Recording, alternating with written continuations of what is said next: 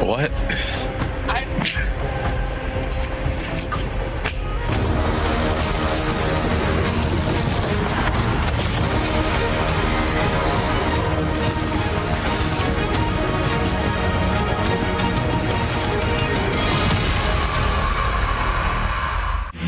A lot of people are haunted by their past. I'm inspired by it. They're not just playing for themselves, they're really playing for their entire family. They have defeated their demons! They have crushed the curse! The Esports World Cup, the most elite competition in the world. Its trophy system is built to match. The Club Championship Trophy, awarded to the one club that rose above the rest and reigned supreme across all EWC games. Every participant earns a key engraved with their name. That's their right to compete. Reigning champions hold a key unlike any other. The game trophy is the ultimate prize for every game's champion. Incomplete until a champion's key is inserted. The champion's keyframe is locked into the totem, a stone marker of legacy, etched with every EWC champion. The losing keys are crushed. The champion claims 3, a personal reminder of who they defeated. The rest are preserved beneath the totem, in resin. Every fallen contender captured forever. Will you be remembered or forgotten beneath the totem? At EWC, nothing is granted. Everything is earned.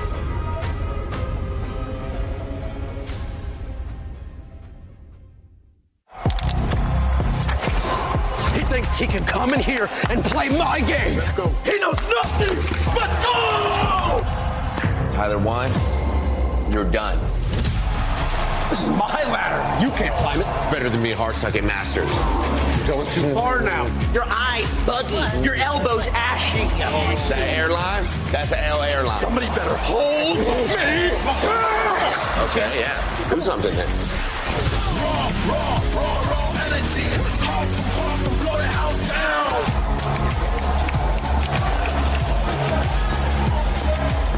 You look nervous. You look short. Everything's good? Mm-hmm. Fight.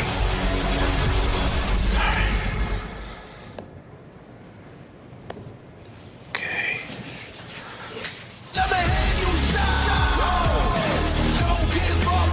Do you really need the wraps? Yeah, that feels like overkill to me. Let's see, you know, I think for us, it was the opposite. We actually started really well. We were, I think, almost leading until a tense game where we got to match point, and then, yeah, I think probably pressure came to the guys, and they just couldn't finish, you know. I think the way we played to match point has been a little bit disappointing regarding what we've showed before. Okay. But, you know, we're still top 5, we're still grabbing some points, so hopefully, I mean, obviously we would have wanted to win, we would have preferred to get a better result, but always better than Genji, right? Yeah. Man. There we go. There's the trash talk. That's exactly You started it. Thank you. The Falcons. We conned the Falcons. It's true. We handled business for everybody else. Everybody said they were going to win. Yeah. We landed on them, first team to ever land on them, and they got last place. Everyone is playing, you're not yet. EWC Play is your all-in-one platform to compete in fantasy, pick'em, and quests for a grand total of $300,000 in prize pool. Build your dream fantasy team in 5 different games and track your score with live results tables. Predict the winner of every game, every group stage, and every tournament. Complete daily and weekly challenges to earn boosters that help you climb the global leaderboard. Got what it takes? Join EWC Play now.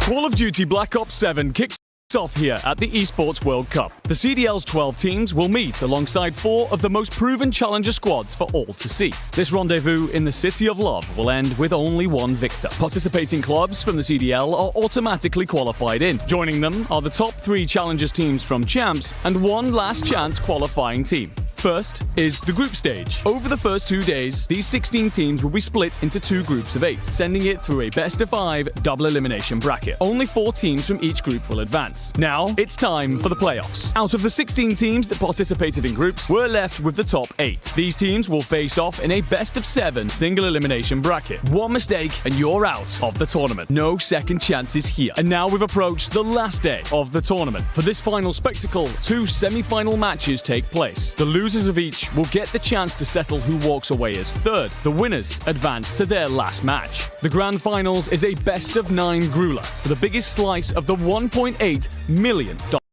prize pool. The teams have played their hearts out to this point, going undefeated from the start of the playoffs. This is not the time to choke. The winners will cement themselves in EWC history and become the champions. At the Esports World Cup, nothing is granted, everything is earned.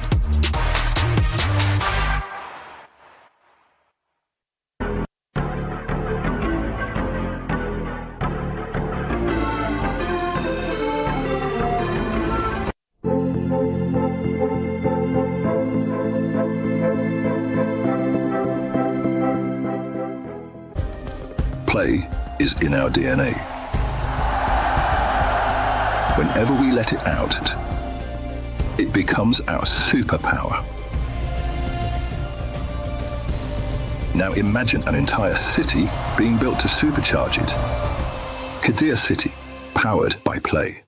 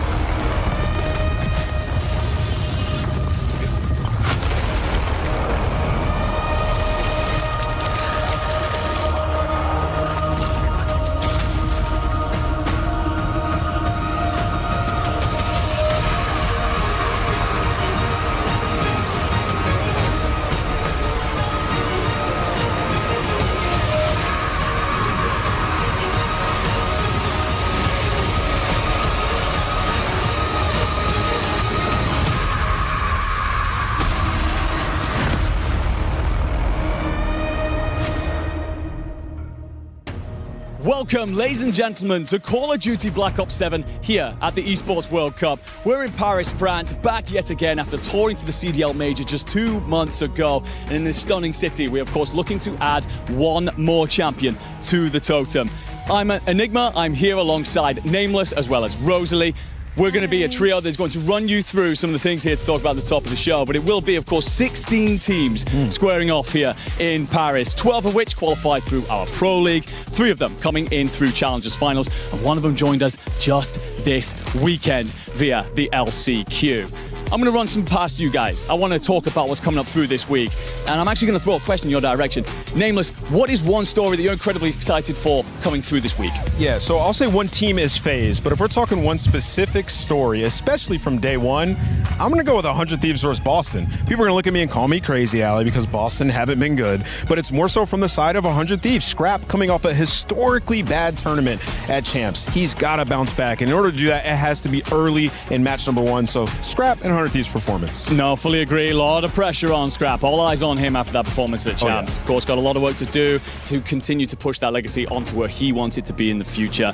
Rosalie, I'm going to send it in your direction next. What's the big story for you this week? Don't roll your eyes just yet, but I am totally going to go with Gentlemaids. Now, apart from the obvious reasons, being back in Paris, we were just there not even 60 days ago. Also, in the fact of the club championship, this is a team that might be trying to climb the ranks, and if they place a top 8 here, not only are they getting some of that money, but heaven forbid you win the whole thing, that's a whole different conversation. And they have a real chance, too, right? They look great. Yeah, their COD team is fantastic. No, it is. It's a really good side. Of course, had a limited amount of time building up to Champs. We'll now get more time here at EWC to grow and improve. But that's the entire look ahead. And of course, day one is going to be packed with 6 different matches. A lot of action going on to kick things off. We know that we're in for a long day. We're all going to love that, of course. But for you viewers at home, you've got some incredible action ahead. I think for me, the Crunchyroll story of the day, it's got to be that FaZe v Pit team. And I think in particular, I'm looking at Mythics. Last year, I studied in 2025, speaking about certain Neum. He came to that Team War roster. And of course, his side had a rough time overall in the tournament, but he stood out as a diamond. And I'm hoping that you're uncovering another one in the rough here in Mythics. It feels like it's his time for the opportunity. Yeah, I mean, he's chirping team owners on Twitter. He's been grinding all year. And this is just that tournament. All the challenger players have caught up to the pros in terms of game knowledge. There's not that much crazy stuff going on now strategically, right? So this is your best opportunity to come in and upset some of these pro teams that might be headed towards blowing up their roster. So if you're Mythics, you have to seize this opportunity. And I love the story that you kind of put up there, because this has been the year, I feel like, of rookies as far as like our esport goes. Like every year on, we have been picking up not only more players from their performances at EWC, but just in general. So I think that's a really good shout. Yeah, a lot of opportunities for people to prove themselves here at Call of Duty Black Ops 7 for the Esports World Cup. But for all of our chatter, for all of our excitement, there's a hell of a lot of action ahead. So let's send it back to the studio. $75 million, 25 tournaments, over 200 clubs, only one club champion. The club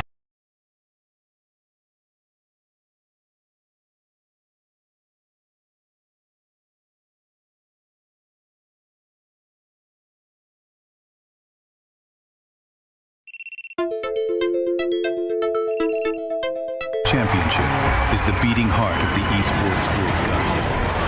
Over 7 weeks, esports clubs send their players to compete. Every placement, every win, every podium earns points for their club. At the end of 7 weeks, every point counts.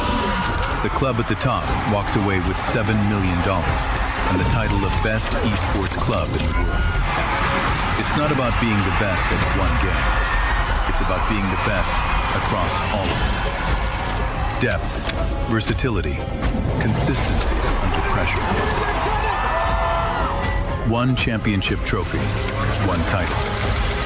Who will take it? Watch history unfold in Paris at the Esports World Cup 2026.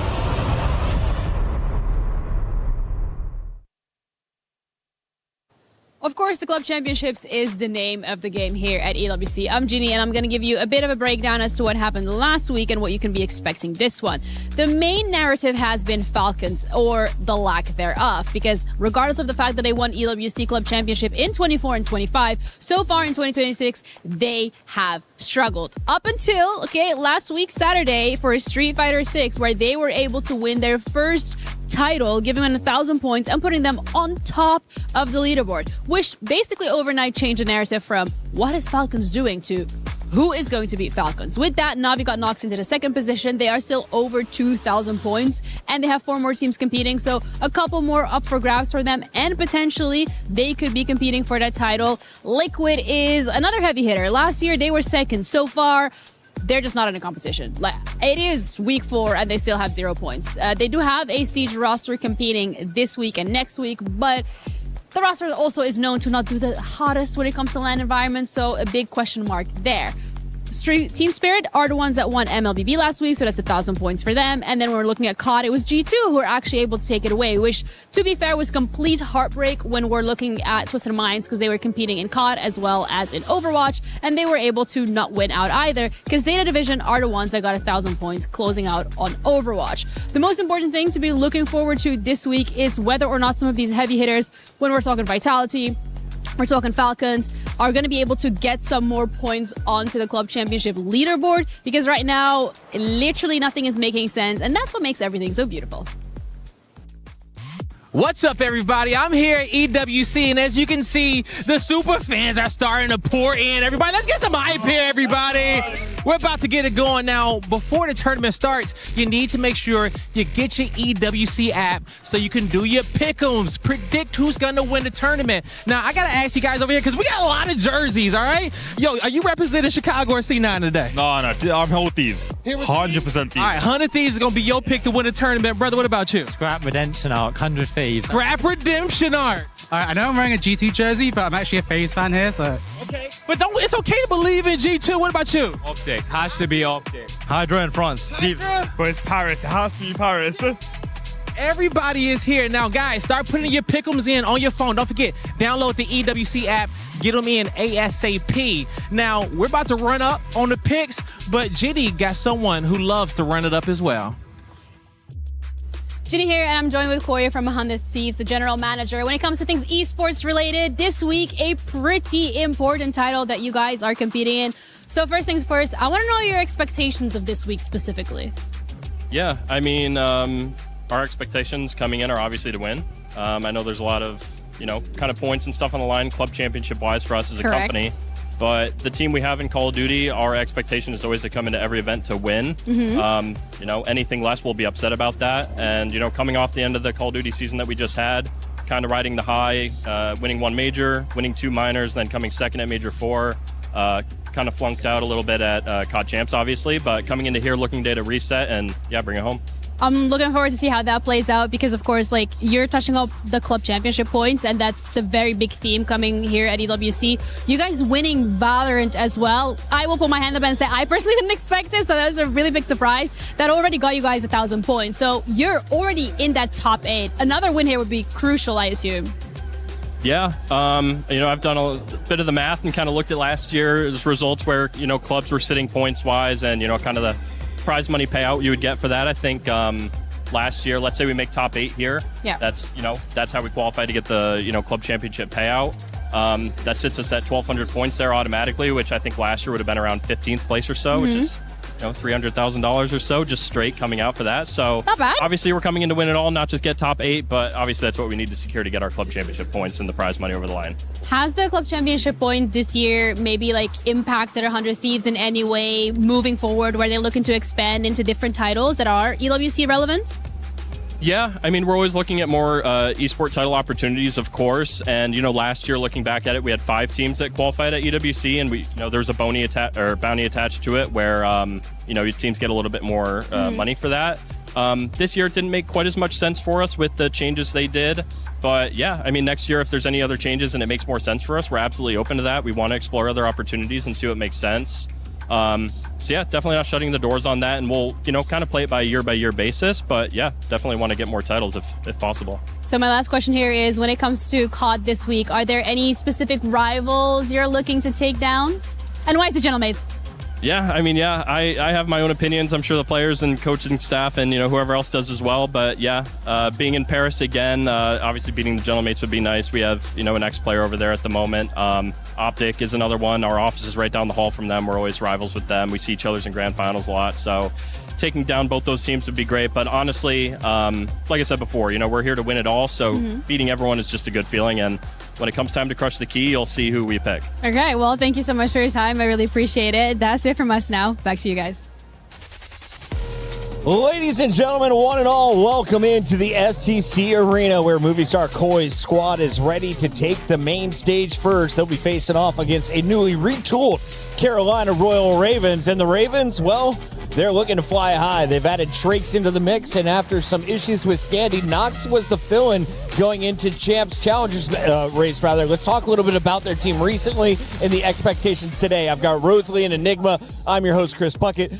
Enigma, you just watched an awesome tournament over on Warzone. The Call of Duty move to stage 1, though, is kind of expecting even more fans. Do you think it could be louder in this venue than it was last week? If it is louder somehow over here, then that would be incredibly impressive. It was very rambunctious over there, but Call of Duty, of course, brings some incredible fans. We know that there's going to be a pocket of Gentlemates and many other fan bases out here, so yeah, going to be an incredible time. I think they're already there. Yeah, we'll be talking with the Gentlemates plenty on this show, guys. First, though, we got to talk about Koi in the prize pool. Allie, $1.8 million on the line here. Just coming off of Champs, we just paid everybody out huge. Now they've got an opportunity to score $600,000 more if you win first place. Yeah, and especially if you want to lean on the talk of Koi, is the fact that they didn't place that well at Champs, right? It was a very lackluster placing for them. So looking ahead at EWC, this is a big opportunity for them to kind of make a case for their current roster. If you've been watching Black Ops 7, you know that Koi has always had the potential to finish top 3. They haven't done it when they needed to most, and we'll find out, can they do it to close out the year?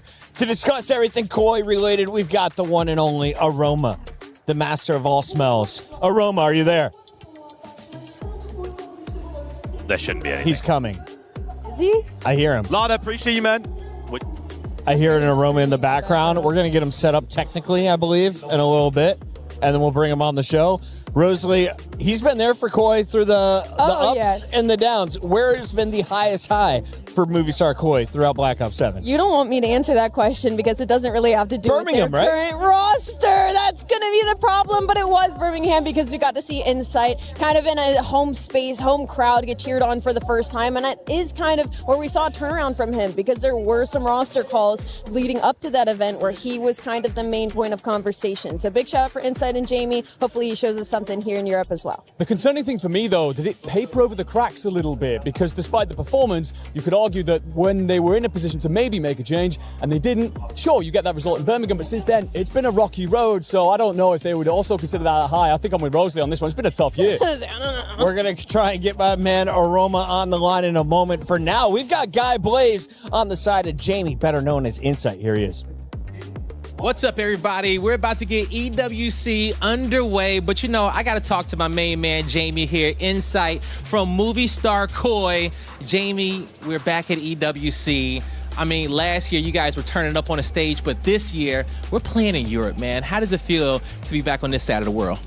Yeah, I mean, obviously the last 2 years of EWC have been Saudi, so being in Paris is obviously a crazy switch up, but it's been nice. You know, Paris is a lovely place, but for the event itself, can't wait to get underway, and I'm super excited.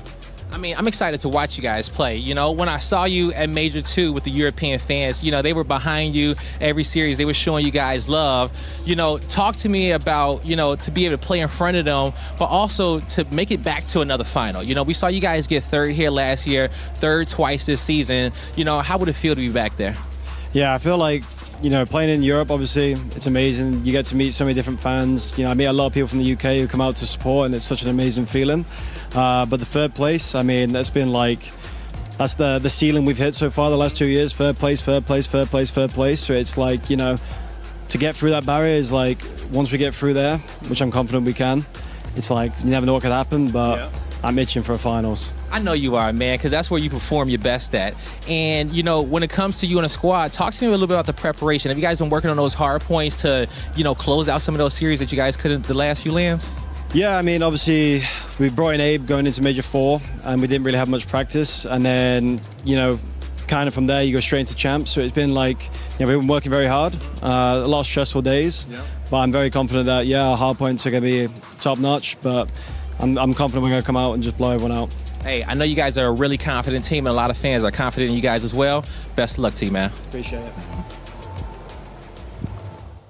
Oh, Insight looks like a puppy next door. Let's talk to Aroma, though, who's on the line. Aroma, your boys are all smiley. They seem calm, collected. How are you feeling as day one opens up here at EWC? I'm doing amazing. Honestly, the hospitality at EWC is crazy, and I just can't wait for them to watch them first series of the day just slam Ravens. I cannot wait. Now, right behind you, there's a bunch of empty seats. I have a feeling that is going to change between now and Sunday. Oh, what is the excitement been in the venue, though? I saw you setting up like 3 hours ago. I mean, yeah, all the guys are excited. I'm excited, especially having an in-person watch party in Paris. Like this city, this place, everything about it is just wonderful, and I'm so grateful to be here, honestly. Now, Aroma, from our side of things over in the COD scene, we know how much you love your team and the guys, maybe a little delusional at times. Tell us about what the scrims have been like leading up to this and how confident you are actually feeling in the Koi squad in EWC this weekend. I mean, I've said it, I've been saying it for weeks, ever since Champs. I feel like at Major 4, you saw a version of them that could have been great. Unfortunately, everything happened against FaZe and whatever else. But then I feel like the ceiling's so high with these guys, but I also feel like they've got a pretty low floor if things don't go their way. So if they're able to just maintain a decent level or even get up to their ceiling, they can make a deep run at this tournament. But I just hope we don't see what we saw at Champs, which was the other side. Do you know what I mean? Right. No, they certainly could show a high ceiling. And as you've said, they've shown a little bit of a low floor in recent events. But my friend, you're talking all over the minute. It's all about excitement and what they could do. But for you, are there any teams that they really want to face out here, whether that be one that made a certain aftershave for you or another rival out there on the stage? I mean, yeah, I think the obvious one is Heretics. I think they really want to get the get back on FaZe, especially because they beat them in Major 3 and then Major 4, everything happened. But yeah, I'd probably say, and obviously the Optic one, I think getting a first win over Optic for the entire year would be great. But we'll have to wait and see how everything matches up with bracket play if we get there. Aroma, our stage managers have confidence. They will be ready to kick things off in 2 minutes. So we got to make this quick. You're playing against Carolina. What is the final score at the end of this match? It's a 3-0, not even close. Okay, come on now. You knew exactly what I was going to say as well. Like, you knew it. I didn't want to disagree with the man. You can in chat, or you can go over to his chat. Aroma, where are you live? Live over on Twitch, YouTube, TikTok, all the above. Just put Aroma in there. I'll be there. You can smell him. Go find him. We'll see you in a bit. Have a good time, guys. That is Aroma representing Koi. On the other side of this fight, though, we got to talk about Carolina, a squad that Allie wanted to claim, but they weren't good enough, so she chose the Gentlemates. Carolina, though, has had some good moments, and they started when they brought on Exceed, a 6-0 run online. Then reality kind of set in. They've had some strong pieces, though, and with Lurks kind of retooling his SMG play over the year, you think he's maybe playing his best. You've now added in Nox and Trakes. This is a lot of energy on one roster. A lot of energy, a lot of young guns, I think is going to be the biggest focus here. If you look at this lineup, we know what Lurks is capable of. We've seen him almost all season long on this roster. For me, he was kind of my rookie of the year just because of the situation, the performances he was able to put up. Okay. But I think another huge story is that they get to pick up Trakes, right? He was also a front runner in our rookie of the year during our regular season. So this team's going to have a lot of firepower, a lot of aggression. I think the biggest thing you're worried about in this one is some chemistry and some practice compared to some of the pro teams. No, I fully agree. I think you've absolutely called it spot on. You're looking for Trakes to bring a bit of extra firepower, a bit of extra pace in that team. He's also quite selfless. He'll pick up the bomb, run the device. He'll do things like that to free up the rest of the side. But it is on those young guns. Dynamic duo the SMG have got to bring, especially in this first series, to really give them a chance in the respawns. Over on esportsworldcup.com, 85% of you chose Koi. 15% of you had faith in Carolina. One-word answers. Where are you going? Toronto. Koi all day. Koi all day. Carolina causes the first upset of the tournament, and it happens here in the group stages. It's EWC Day 1.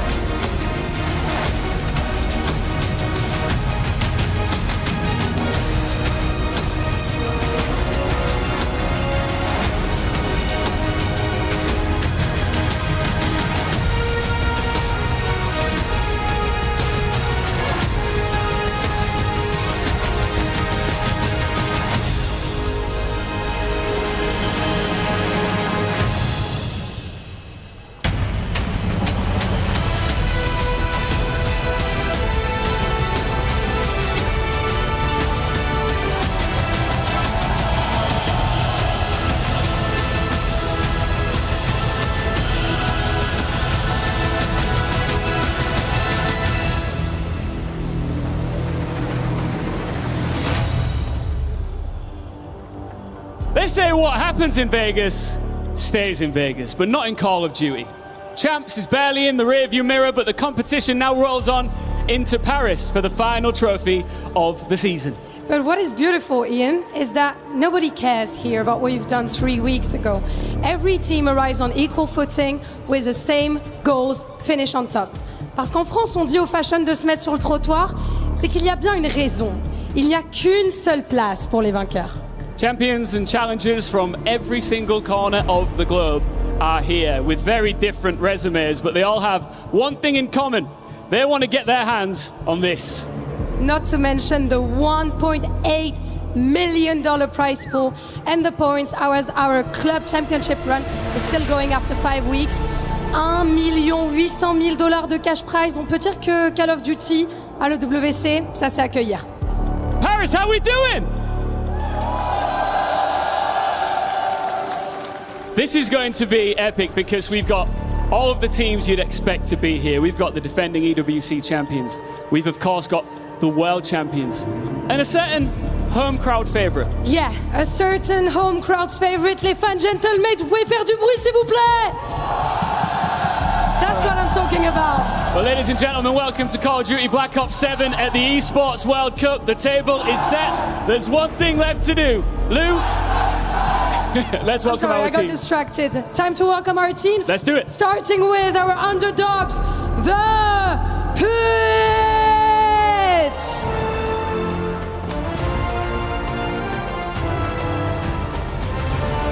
The final team through the last chance qualifier. Nobody had to fight more than them to get here. Vancouver Surge. Different faces, same patch. 1 year after this organization reached the EWC final, a new chapter begins in Paris. Next up, Project Notorious. They're Birmingham Open Champions, Challengers Finals runners-up. Ils attendaient leur heure en silence pour affronter les meilleurs. Now they're kicking it down in Paris. Team War. When the pressure went up, they stepped up. They found form exactly when it mattered and are rewarded with the biggest opportunity of their season. Next up is man. No invitations, no shortcuts. They are the Challengers Finals champions, princes of the Tier 2. They are real threats coming into Paris. Et on les entend se faire bouer parce que ce seront les premiers adversaires des favoris du public ici à Paris. Up next is Movistar Koi. The crowd here is pretty brutal. These guys had a podium finish here 1 year ago. A tougher road this season, but with a veteran duo on board, experience is never in short supply, and neither is belief. You know their names. I don't even have to introduce them. It is FaZe Clan. They are your reigning CDR World Champions, yet they are getting booed as well here in Paris. They are the team setting the standards, the one everyone wants to be. Up next is 100 Thieves. A team built to win championships, packed with superstar talent. Major 3 proved what they're capable of. Paris is another chance to bring the smoke on one of the biggest stages of the year. Et c'est l'heure de ramener la coupe à la maison pour une équipe que vous connaissez très bien. Gentlemen! Paris has been waiting for this moment with their Major 1 champions. They're looking for another glory at home. Now, stepping onto the stage in the city that backs them no matter what. Yeah, it just got loud in here. Up next, Team Falcons!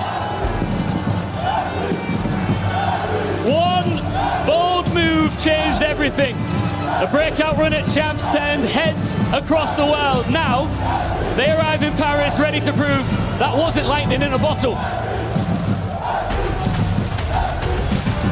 Next up, G2 Esports. They hit resets at exactly the right time.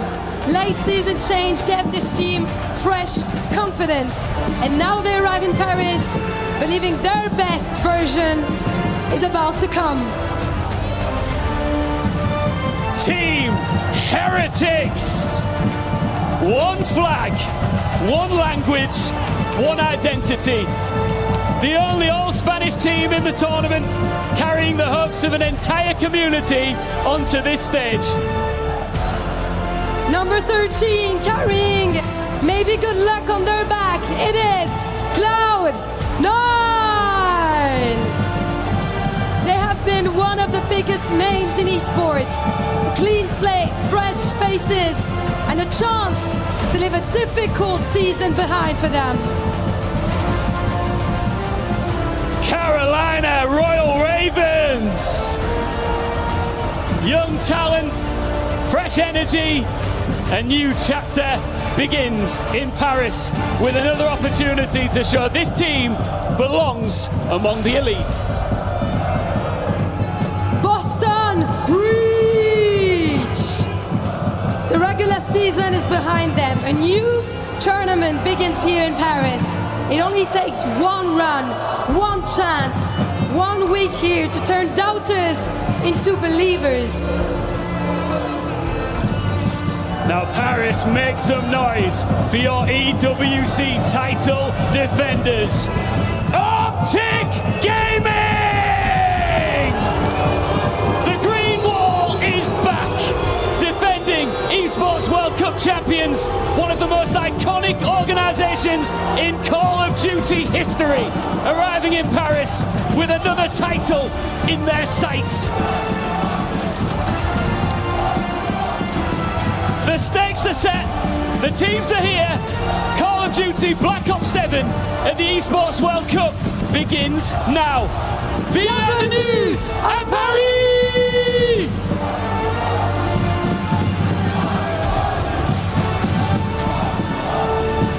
At the Esports World Cup, the flames of victory burn brightly as champions are crowned. Optic have found it! It's done!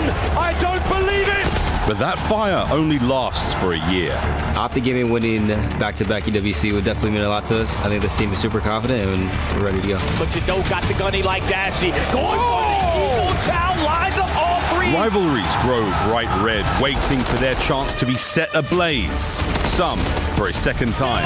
Graza, the whole squad! FaZe! They've done it! Winning EWC in 2024, I think, was unique just because it was just so brand new that it felt like a world championship in itself. To the players in Optic, I feel like this is going to be another finals matchup, so hopefully y'all come prepared this time. The timing on this one, Mamba! Gotta finish the kill! People's wants to find the kills. Record! Water kill! And others have felt the warmth of the flame, only to burn out just a moment too soon. Being on the losing end of it, I feel like it gave me a lot of grit. I think my game just stepped up to a whole nother level this year. My team is the best team at this event, and we're ready to just show up. Bashati, the man on a mission that makes it impossible. He's making. With the competition raging wildly this year, whose fire will rise to the top? Welcome to Black Ops 7 at the Esports World Cup.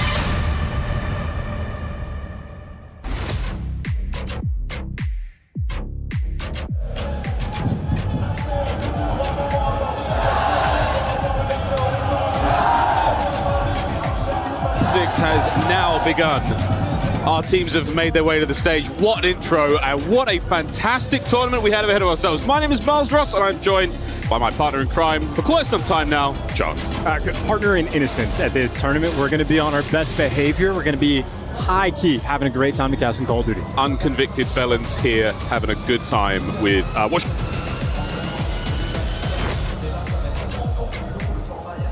Ravens. Ravens feeling very happy to be here. They weren't at the last Call of Duty Tournament of the Year champs. They did not qualify, but that did give them ample time to spend in the lab. Yes, Miles, they are downright jovial, these four gentlemen. They got a new roster. A couple new players in the mix. Trakes, we get to see him back here on the main stage playing against some pros. Going to be a good time. And I think Knox, a very interesting fourth to round this team out.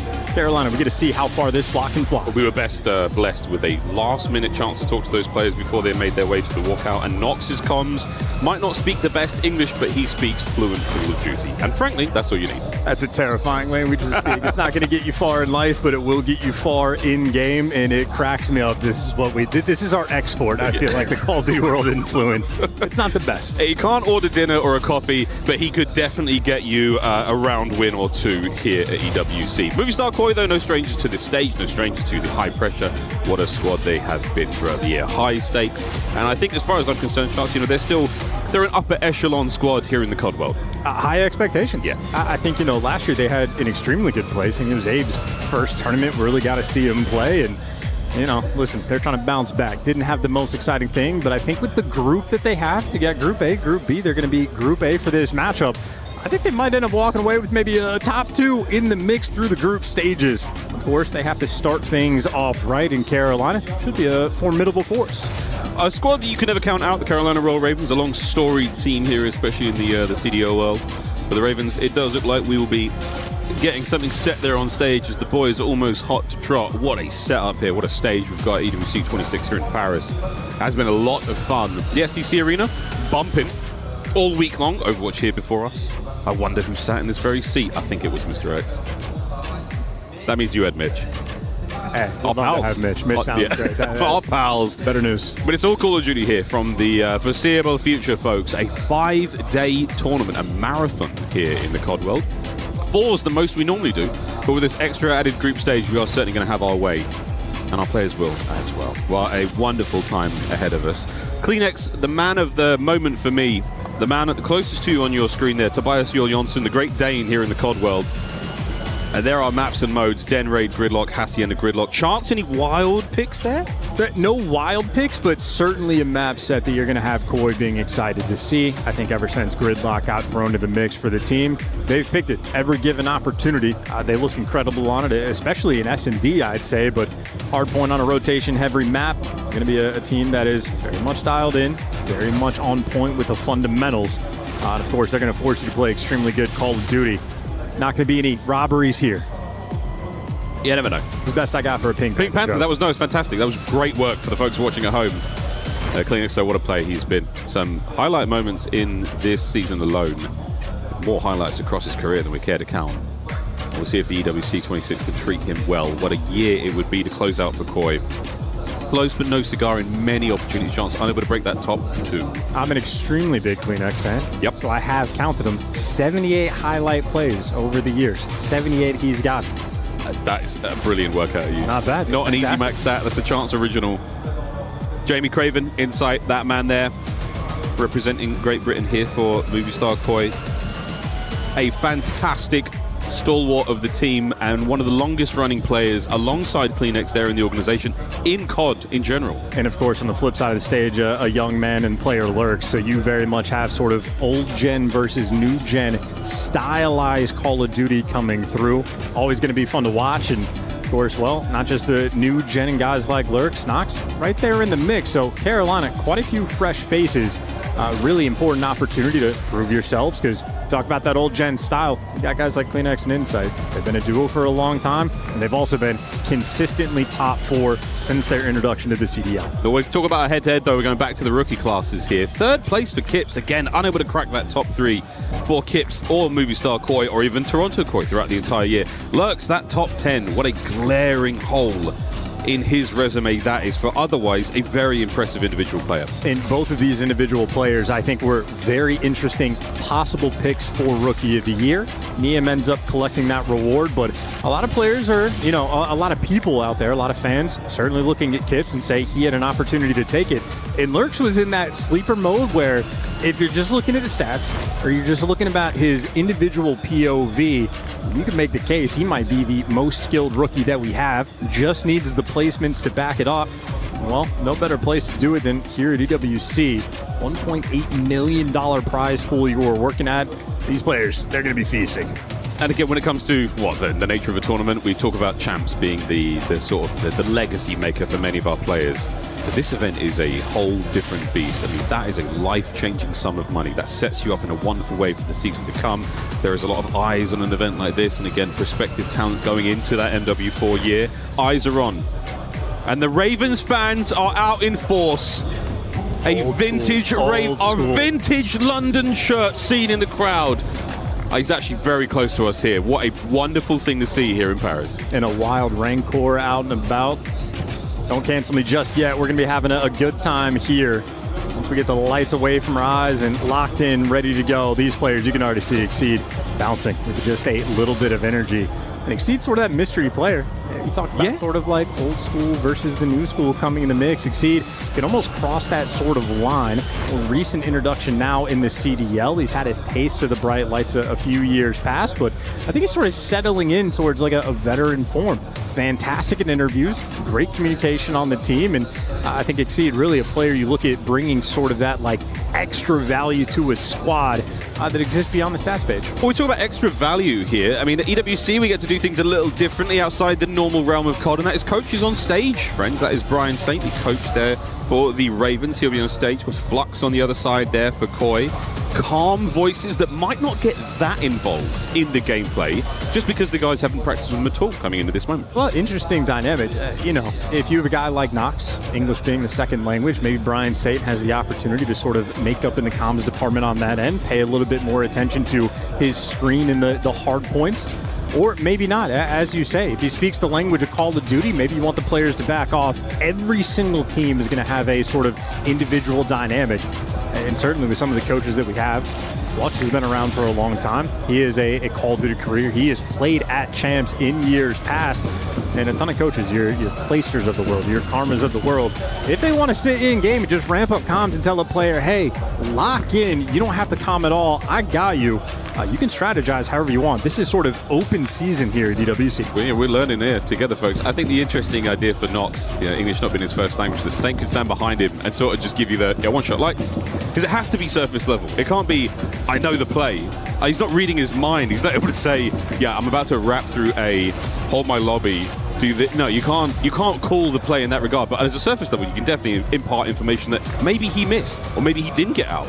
So yeah, an extra set of lips might just help get the job done. Yeah, and with every team having their own strategy, it'd be a fun thing to listen to for the listen-ins when we're able to get there.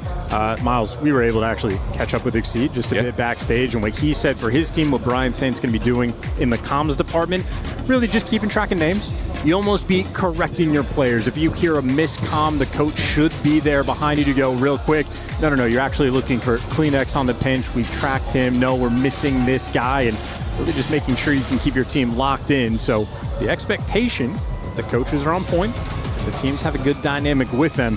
Fewer mistakes should be taking place here at this event. Theoretically, yes. A very, very exciting prospect for our players and our fans here at EWC 26.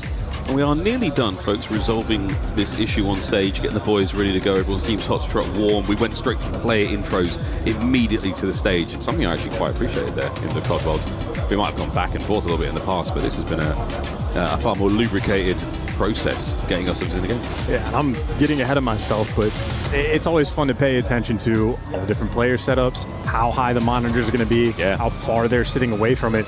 I don't know if those monitors are capable of tilting on an axis. Not that you would ever want them to. However, we do have players, Saud, that for whatever reason likes to play Call of Duty at a Dutch angle, so it'd be fun to see if he's going to be able to force the monitor to do it or how he's going to organize that. But we'll have to wait for the Falcons to play before we see how Xnid breaks his neck. We'll see them play a little bit later on, but yeah, he does play at an incredible angle. I know his teammates have given him a bit of flack for that, but everyone's setup is their own setup. You have to get comfortable, whether you're in these nice chairs or your desk height, whatever you need to do at home to get yourself right. Please do. Drake's Chance, there's a player to talk about on screen, having a little chuckle to himself there, hailing from Argentina, representing the Carolina Royal Ravens now. What a last-minute addition to the squad he was.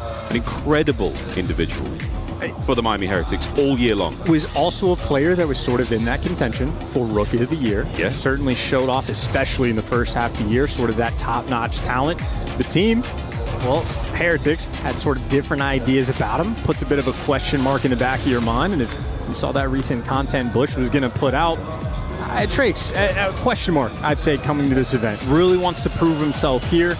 Final event of the year before going into the offseason. It will be our last longing memory we have of these players. So I think Trakes, probably the player in this lobby you could say has the most pressure on him to perform. I think so, and I think the way he plays as well is going to fit into a bit of a more ragtag, aggressive team like the Ravens should be coming into this matchup. Search and Destroy, he was an absolute bulldog. Really bullish gameplay. Very, very high kill games on the reg. And an impressive addition to the squad. Again, as long as comms can sort of, get in there, because English also not his first language. English still perfectly adequate, given our time with him.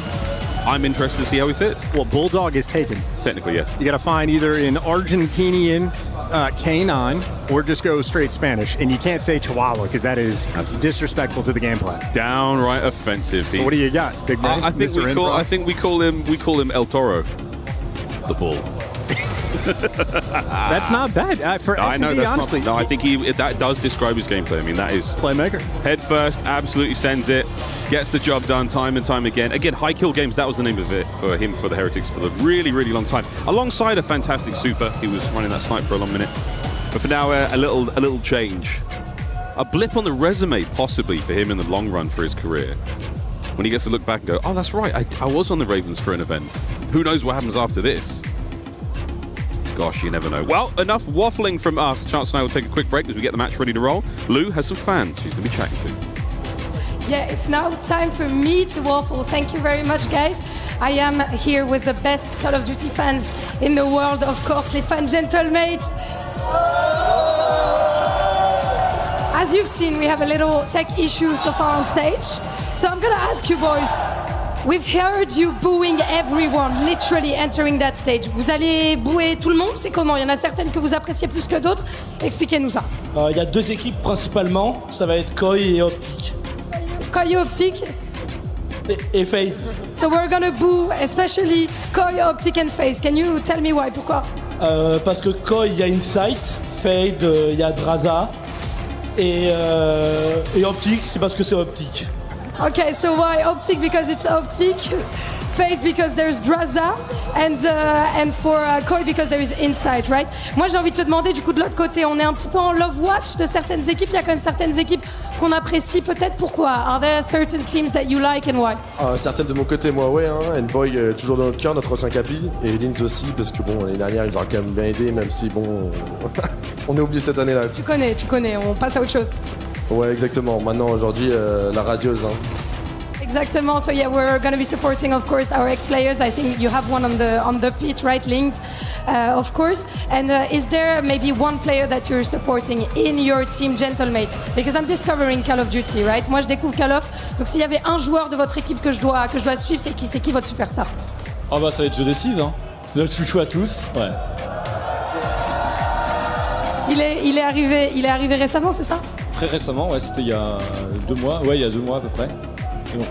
Already your superstar, so you're gonna have to follow Joe Deceives. He joined us 2 months ago and he's already the superstar. Moi, j'ai envie de vous poser une dernière question. Who is meeting you in the finals? Because I know you're gonna say you're gonna win the whole tournament, évidemment. But who's meeting you in the finals, boys, according to you? On va retrouver Optic, on va se venger. Optic, getting revenge against Optic. Pour toi, mon frère?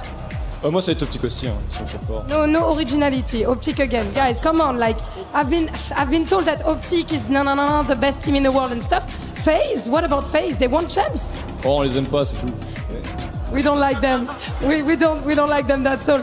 Pour toi, qui vous rejoint en finale? FaZe. FaZe, we could meet FaZe in the finals. Et pour vous, les frères? Je pense que ce sera Optic pour savoir qui gagnera le duel de la saison. Optic to know who are gonna be the kings of the season, and last but not least, et pour toi, vous rejoignez qui en finale? Ça sera Optic. Optic, guys, I'm actually curious to see what Optic are gonna look like on stage, but for now, let's hopefully get back in the game in a few minutes. Back to our lovely casters. See you. Oh, Lou, that was fantastic. Great fun. She's new to COD. She's going to love this week. Really. Between our players and our fans, it is going to be wonderful. If we ever on player interviews, we got to give her a few warnings. Yep.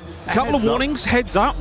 There's a reason the French fan's not a fan of Draza, you know? That's true. Same thing with Insight. There's a little bit of history here. A little bit of history, and I don't think she has to worry too much about translating, because those boys, they've done the research. Let's face it, folks. Almost ready to get back into game to kick off EWC 26 here for Black Ops 7. And Nox taking his headset off. Not a great sign. Come on, mate. Lock in. Let's do this.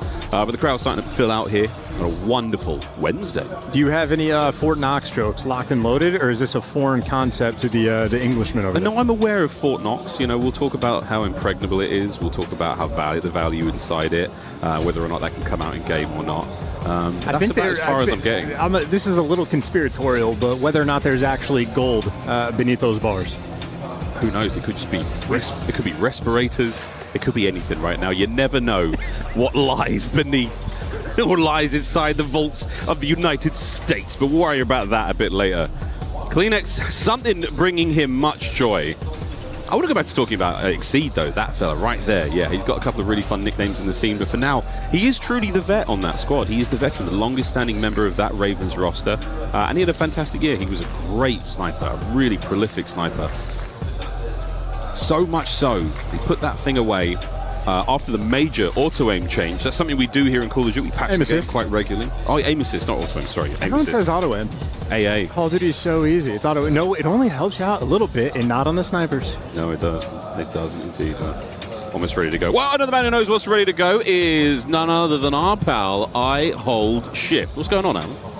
Yeah, I thought we'd give you guys a little bit of a break here as we are waiting for this first match to get things kicked off. And yeah, I mean, this is an interesting opening match. It sets expectations, I think, for the group overall. Koi, not the greatest of finishes to the year based on how the year had started, but it comes by way of, obviously, the roster move, Allie. So kind of where are your expectations for Koi, like for the tournament as a whole? I think for the tournament as a whole, I mean, we talk about Koi as a team that's kind of the gatekeepers of the top four. So, like, we can always expect them to make a Sunday or make a good run, deep run into our tournament, mainly because of the core two of Kleenex and Insight. They've been together for so long. The biggest problem right now is that they made a roster change near the end of the season, adding in Abe and losing Joe, and that lost them some of their firepower and their team chemistry. Now, the good news is this is group play. We're going to have a lot of amateurs in the mix, so they're going to have the edge regardless when it comes to that team chemistry, when it comes to the practice heading into this tournament, Enigma. Yeah, and we're going to get a look at Group A ahead of the kickoff today. Of course, FaZe Clan in the pit, that's going to start things off. I think we're all leaning a certain direction on that one, but again, we'd love to see a sort of breakout story from some of the players individually. Moverstar Koi against Carolina Royal Ravens, that's going to start for our first match today. Honestly, this is, for me, the closest game of the day. I think this is where we're hoping for our line share event team, and a lot of our... Spicy. Okay, all right, maybe that's a hot take, I don't know, but I think this is going to do a lot of the research for us going into the tournament about the developments they've made since we last saw them. Well, so going off of that, I think maybe the most interesting one is going to be Gentlemates and Omid. I don't know if you would agree with me on that one, Alan. I know you have a lot more information on the Omid side of things. If you could maybe educate us a little bit on what makes that series a little scary. Yeah, I mean, you've got your two top performers from Challengers, period, and DK and Ethan that are going to absolutely try to run Paris down, right? I mean, we saw that happen throughout not just the Challengers finals in the first three maps. Their tempo they set was undeniable, but we've also seen them find success when they played in the Pro-Am earlier this year. No, you're absolutely right. I think that Pro-Am's a good thing to lean on. I know that coming into this year, and you were alongside me on this, obviously we do some work down in Challengers, and DK and Ethan, we were kind of like, these guys are the real deal, and these guys legit, and then they come into that Pro-Am, lit everything up, and of course since then they've gone from strength to strength. They've got Densman behind them there. He's a veteran of the space, one of the most winningest Challengers players ever. An aspect it's for a long time been a case of, can he get over the line? Will he get the opportunity? Here's a wonderful place for all of those storylines to come together and really start to see fruition. And maybe one of the only open teams that have had a lot of practice and stuck together for a majority of this season. So again, one of those ones where they're going up against Paris Gentlemates who sometimes their floor can be pretty low if you catch them off early. So that one should be a long banger. Okay, so let's just put you guys on the proverbial hot stool here. Not really, I guess it's a little hot seat. It's a stool. I think we're all expecting FaZe to get out of this group. No problems. Yeah. Seems pretty simple. Who are the other three teams you have getting out of Group A, though? Because I think there's obviously some wiggle room with the Gentlemates possibly shaking up the bracket. Where are you guys looking? Who do you have coming out of the group? I mean, I think I'm going to start, obviously, Gentlemates, expecting them to march on through this. Bias. I mean, a little bit, teensy bit. Trying my best to not be up here, but it's very difficult. I do expect them to march on out.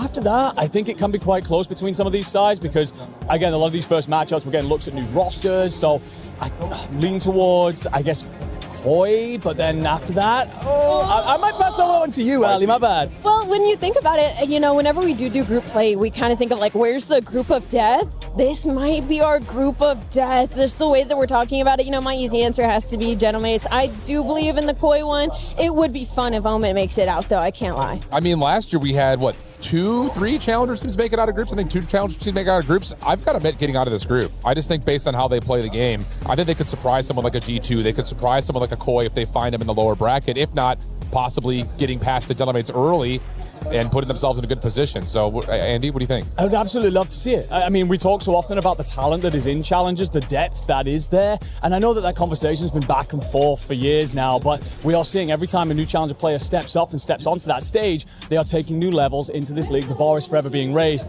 I'm telling you, DK and Ethan, you have got 2 of the best to come through. The class of rookies this year is absolutely stunning. If they show a couple of things here, if you guys aren't looking to sign them, you're doing it wrong. And to catch you up a little bit on what our regular season kind of looked like, it was a lot of these younger players coming in and just being so confident and making these huge changes to some of our lower rosters. And I mean, even thinking about Falcons themselves, adding in Oluka right before we went into our champs, and he played incredible against some of those pro players. So I think that's a big turning point as well for COD in general, is that we're getting a lot of younger guns that are now being plugged into these teams and able to just fry right off the bat. And heaven forbid there's a whole challengers team of them.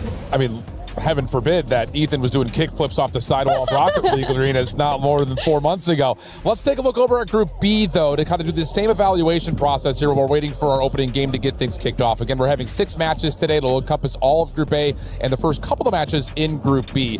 Optic playing Team War. Feels like that one's a little bit more self-explanatory, although I wouldn't sleep on Team War. They looked really, really good with Flames kind of riding the helm of a couple of rookies.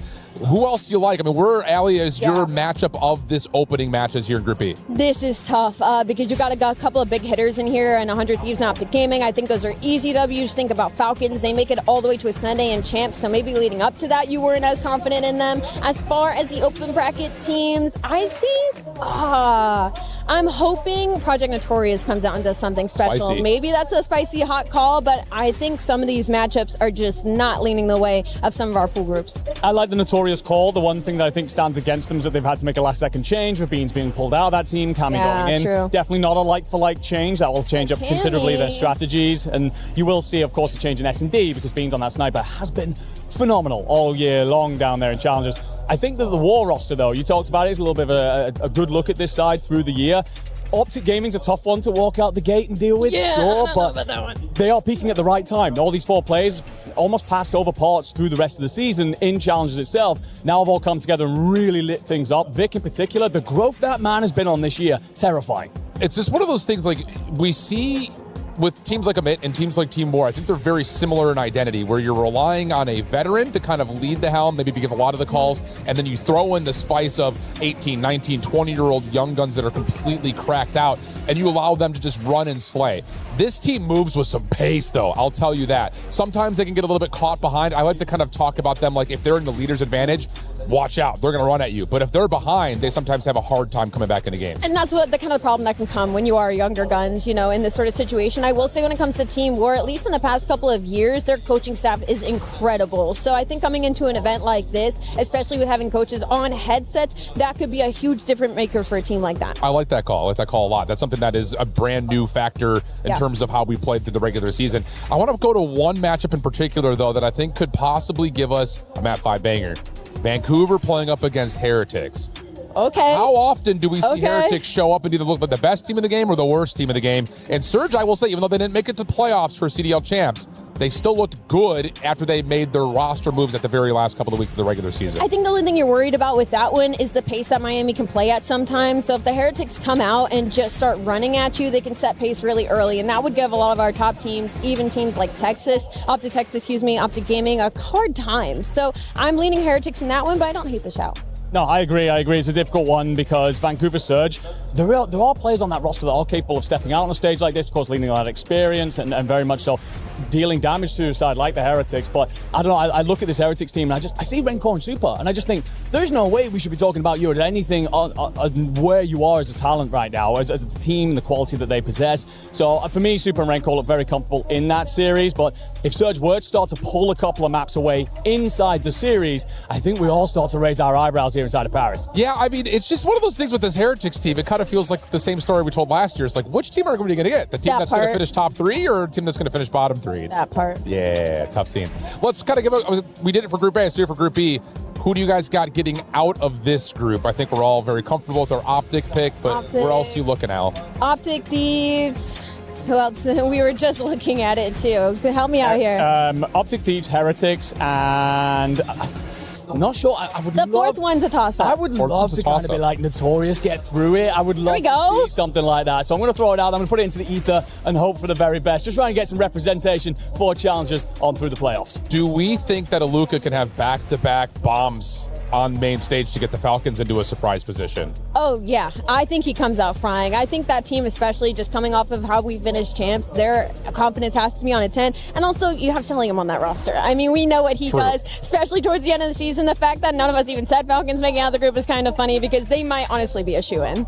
I absolutely love the call here about Aluka because I think that, you know, you go through that honeymoon period, he's coming out, he's world-starring people, and it's a case of, okay, we knew he could do that. We already knew he had the technical skill. That's why everybody suddenly spotted him at the start of this year. The big thing was, could he turn it into mature decision-making, playing into a team plan? He's now had time to practice around some incredibly talented players, world champions. So if he has leveled up another gear, what could the Falcons do in this tournament? That being said, if the honeymoon period was all it was, they could fall a little flat here in the group stage. I was so happy you said that because as you kept going, I was thinking about it. I was like, yeah, Aluka's got so much more time to practice with this team now because he was plugged in really last second until we head into our final LAN. And thinking about it, it's like maybe that makes them worse. Maybe it makes them better.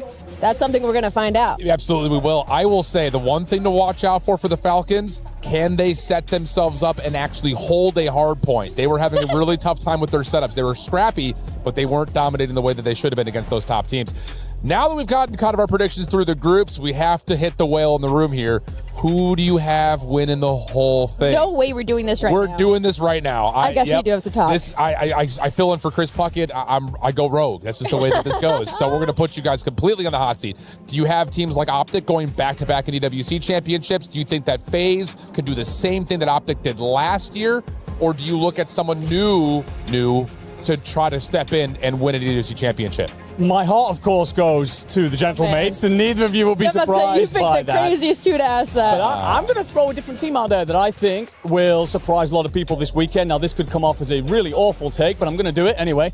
100 Thieves situation screams to me of FaZe 2024. I think they've got a redemption shot. I've got to interview Scrap earlier on this week, and he was very confident. Of course, we're not expecting anything else, but there was a self-admittal. We didn't put enough work in to prepare for this. We were overconfident, overeager, a little bit too cocky, too big for our boots. We're fixing that coming into this. Fans, no surprise. Pick Optic. Gentlemates in second. Probably no surprise there.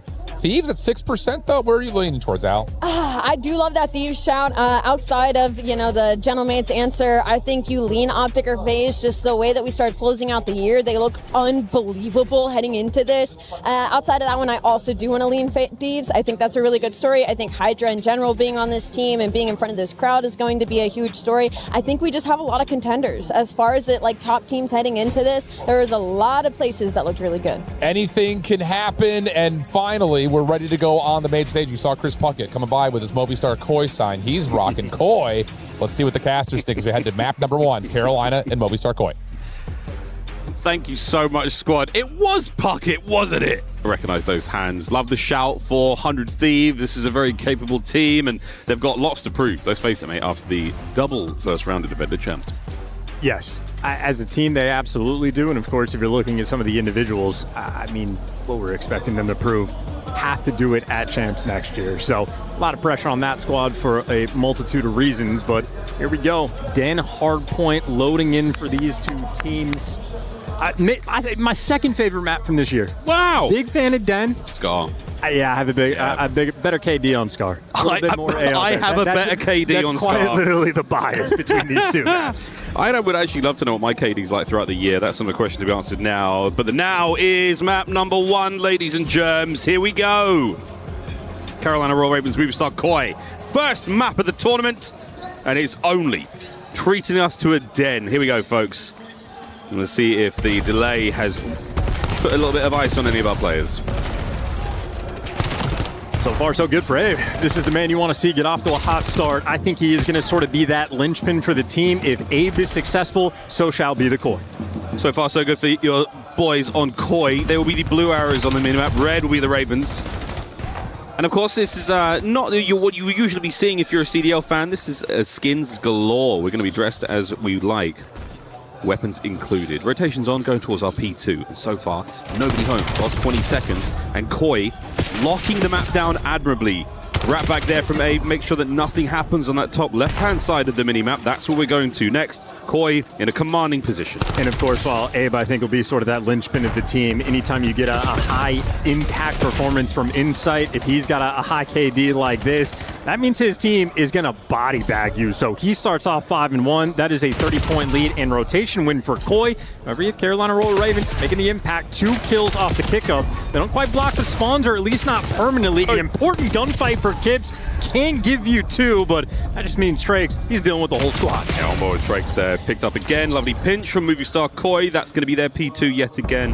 With 35 seconds remaining in this one, we are going to be soaking away. And so far, the Ravens are being absolutely flayed here on Den. This is not going great for them. Break attempt through the front now. Nox has got to play this one slow and sensibly as he possibly can. Sensible, maybe not. And he's going for the hit. Pistol out. Trades are on. And it is not going great for the Ravens. 11-5 there for Kleenex. He has been teeing off on them. This has so far been Den perfection. And I love the map because if you're making smart plays, if you're playing well, this is how the score is going to look. Sheer Nutter dominance and rotation. Well, it's going to be a fight. Funnily enough, Koi, they're here first. Over the 2 AR players there make the impact. Exceed gives you 2. And finally, Ravens collecting some time. SP3, all yours, Ravens. Now we see the setup. How well versed are they in this map this late into the season? This group of players, all through Den. Can't Movie Star Koi, that right-hand side. Lurks. Hit this timing right, you might be able to catch them all, but no, it's Kips and Abe over to Exceed the mighty pistol. His Jaeger finds 2, and he's a moment away from a Hellstorm. Will not go to him. Trakes, though, on the immediate pickup. Trades complete, and yet again, Ravens hold. Hey, needed a good hill. So far, so good. 30 seconds left to fight for, and maybe the rotation if they start getting the kills. Lurk's still going to be the first man to fall. Trakes, the longer stay alive in this moment, the better, but as he gets taken care of, Koi, well, they're going to get the break. 15 seconds left on the time, and Koi have the rotation too. It's going to be a 40, maybe even 50-point gap going into this new time, and there's no one for Ravens rotating. We're head smashing right now the old time, and hey, they're going to get that big 3 seconds. Actually, they don't even get that. That's a tough spot. Yeah, all that head smashing, no CTE. That's reserved for other maps, like Blackheart earlier on in the year. You Absolutely. know? Great time. Absolutely. What a time it was. Top right-hand side of the minimap. Now we go, folks, and Movie Star Koi yet again find themselves first in best dressed. Kleenex on the outside. Catches 1. Back over to window. Nobody home just as of yet. We're going full rooftop. Go Ninja, go Ninja, go. Kleenex finds himself another. Kips is on a spree. It's a 5. Can we go 6? No need. That's a 3 for the Ravens, and there's the break. That's good tech. Just triple hit outer. You don't see it very often, but maybe something that just overwhelms the squad. So an important P4 break to be able to get in. A little bit of final skirmish. Lurk's going to be good for 2, and it looks like Ravens, there you go. They have the extra edge. That's a 4-man wipe that get them off the board, and maybe a little bit of stability. P1 and P2 for the Ravens, absolutely brutal. They are, though, indeed, starting to fight back. Yeah, lovely work from the kills department there for Movie Star Koi. Going now into our second set of hard points. We do this all over again now. Back over to the middle. And look at our scores as a sort of testament to how our teams have been playing this so far. Movie Star Koi still maintaining the lead, but chance. Second set. So far, looking a little better for the Ravens. Typically, that's where the turns happen. Can they maintain? Well, this is just P1 perfection. I mean, both go-arounds. Now you're going to be fighting on every single side, and I think Abe in this situation just wants to be playing keep away, and I mean, they're successful. 2 easy kills there for him. Trakes just caught completely unaware, even with Abe getting that first kill, so I think Koi right here on the P1s, I mean, this is as simple and easy as the game is going to get. All you have to do is worry about what you've got to worry about. Lovely works from Trakes, so that was a gorgeous 2-piece there. The M15, an assault rifle there in Black Ops 7. Hold on, folks. The last time you'll be seeing those online for a while. Keep in mind for Kleenex, he had 11 kills by P2, only 13 for the next 3 hills, but maybe that just means P2 is going to be his playground. Similar situation to the first go-around. It's a 40-point lead, and Koi have the rotation 1. On that rotation for now. Top left-hand side yet again, P2. First go-around, Movie Star Koi, all theirs. Inside the inside door. Dear. Kips finds a 3. Doesn't quite get better than that, folks. Oh, what a cleanup. Look at the spawns for the Carolina Royal Ravens as far away as possible. This is all time to movie star Koi. What a push. Here we go, Kleenex. Get right up in there, boys. With the lead, with control. Let's go for a movie star Koi. Listen in. Lights. I need to closer. It's outer. One's outer. Stay. Outer in front. One's showing outer. One's front. Nice. Outer. Nice. In the back. Okay. I already have no. He's front time, yeah. Come for now. Wants to be plants maybe, or nothing deep up. Okay. That's fine. Yeah, that's fine. I'm lockers. I'm wrapping deep. We're P4 right now. They want lockers two. One on Logan. Nice job. Logan. Plants. Logan lock one. Yeah, spawn square. They're spawning. Yeah. It's definitely spawned out. Yeah, I'm with you. I have BK, okay? Yeah, my back corner. Show you spire, right? Well, 2 here. 2 spawn. I need it. Nothing BK jet. Spire heading. I'm pitching broken. BK. I'm on bro. That's it.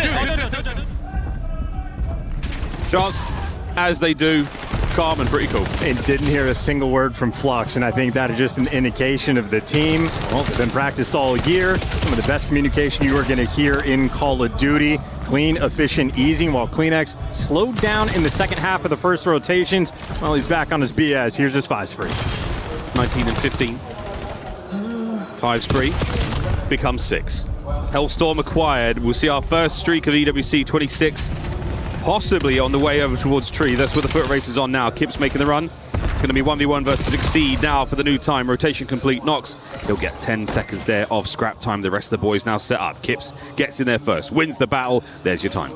And you have Ravens that, I mean, they just love this outer route. They triple spammed it to make the break on P4. Maybe going to need to take a different approach this time. And Traix working hard to win the gunfight. Might just be the opening Ravens need. Oh, what a run. Nox flattens Kips on the attack. Insight got the lobby covered for 1. Pressure now through the rooftops. It's going to be movie star Koi yet again. Abe and Kleenex, tip of the spear. We drive right on through and you break the spawns. Ravens out to the left-hand side again, out to rooftops. Once again, movie star Koi in control. Yeah, key kills, 1 by inside on the back line. Buys his team just enough time to get back in the mix. And any opportunity Ravens had to get back in the game, I think Kleenex might just take it from you. You gotta remember, both the P1s we have had so far on Den, it has been sheer and utter dominance from Koi, and even if they don't technically win that rotation, well, that's why you have the Hellstorm in the back pocket. This is efficient work. Koi, they're gonna win this game in dominant fashion, unless the caster curse is out of control. I was just about to say we need to test the powers early on, because we don't want to do anything too insane later on in the tournament. For now, 219 to 122, Ravens holding on. 3rd set of hard points now. Typically, this is where the game ends for you new Call of Duty viewers. Traix with another 2. He's been trying to keep himself up there in the kills department alongside Nox. Lurks, though, uncharacteristic of the young rookie. That 11 and 23 is certainly looking sore. Not a fun time. And this is just going to get worse. Yeah, if you weren't having fun before, this is just going to annihilate the P1 setup. Everyone's going to be forced to run indoors. Lurks has to hop off the time, and you absolutely just clear this space out. And the moment the Hellstorm lands, it gets the kill. Abe soars right in to collect the time. So well orchestrated, it might well have been rehearsed. Kips and Kleenex clean up the wings. Now the last man on time is going to be taken care of, and there we go, folks. 20 points for the win. Movie star Koi trying to close out our first map of the tournament. Get us into the raid S&D, they say. Final 10, it won't happen here, but yet again, the rotation to P2, in and out all year long. Movie star Koi, Den has been their map. We are so close to the game finish. Yeah, I mean, listen, every single player just ironed up, waiting for the gunfights to come to them. Abe right now playing with the slow pace. You had Kips ironed up, and of course, we already know how it's going to be from the likes of Kleenex and Insight. Just a very well-organized team, very efficient Call of Duty being played in a dominant map 1 win. Yep, started strong. A confident finish as well. Movie star Koi draw first blood here at the Esports World Cup 2026. Ravens, not a massive surprise. Search and Destroy, we'll see that at the moment on the bounce back, but here are some of the highlights from map number 1. And yeah, Kleenex absolutely running things. Fantastic work. A couple of lovely pieces there from the Ravens chance, but not quite enough. For the new viewers at home, what went wrong for Carolina? P1 and P2. P3 and P4 were a bit of a dogfight. Ravens able to fight back a couple key breaks when they got them, but the success Ravens had was sort of scrappiness, trading out hills 50-50, P1 and P2, they get absolutely throttled. They lose every single rotation to both of those hills. The one moment they were actually get to P1 early, the third go around, Clinics is a hellstorm to break you down. So the hot start for movie star Koi, it's just a team, again, well-oiled machine. We are deep in the year here in Black Ops 7. They know exactly what they want to do at all times. If you go up by 60, 70 points, you can just afford to play an entirely different game. And I think we really saw that towards the end of the gameplay. Again, every single player ironed up, waiting for the gunfights to come to them. Koi made that game very easy on themselves. Happy to see that one go through the net early on. A team that has had such an interesting relationship between the first map of the series as an organization, Koi, Ultra, and their tenure here in the Call of Duty world. Nox somewhat some form of issue for himself there, as our fans of all ages here in the COD world have turned out here in Paris. What a wonderful week it will be. We've barely begun. Plenty more teams to see, plenty more games to play, and at the end of all of it, a baptism of confetti and most likely some indoor fireworks as we hand out that trophy. Fun one to collect, get to melt down some keys, get to choose the teams that you want to torture.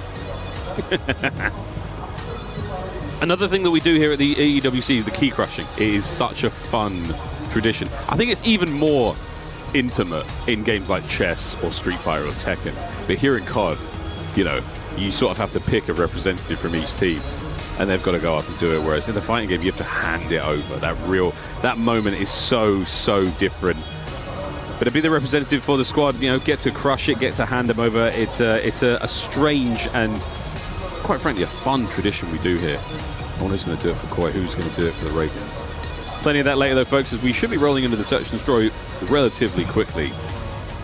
What a stage. STC Arena, you're looking great.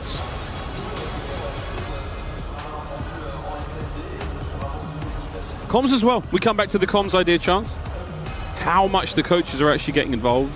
Perfect example there of Flux not saying a word because he didn't need to. Nothing to count. Nothing to say, yeah. Up by 80, your team is very much dialed in. On the flip side, maybe a couple problems to solve by the looks of it. Nox, extra expressive. Struggling with something on the map one, and just gorgeous fans we have in the crowd. I see you, young man. Mogged the life out of us. Absolute. I mean, that's a GIF. Another GIF. I can't believe you. You're well educated. I heard it used in the green room earlier, and I thought it was fantastic. Oh my God. When I hear it used well, here he is. Oh, he's back. Oh, he's back, ladies and gentlemen. Oh, he's hydrated as well. A FaZe fan, nonetheless. Obviously happy with the result that they had in Vegas a matter of weeks ago. Can they do it again here? Back-to-back for Optic last year.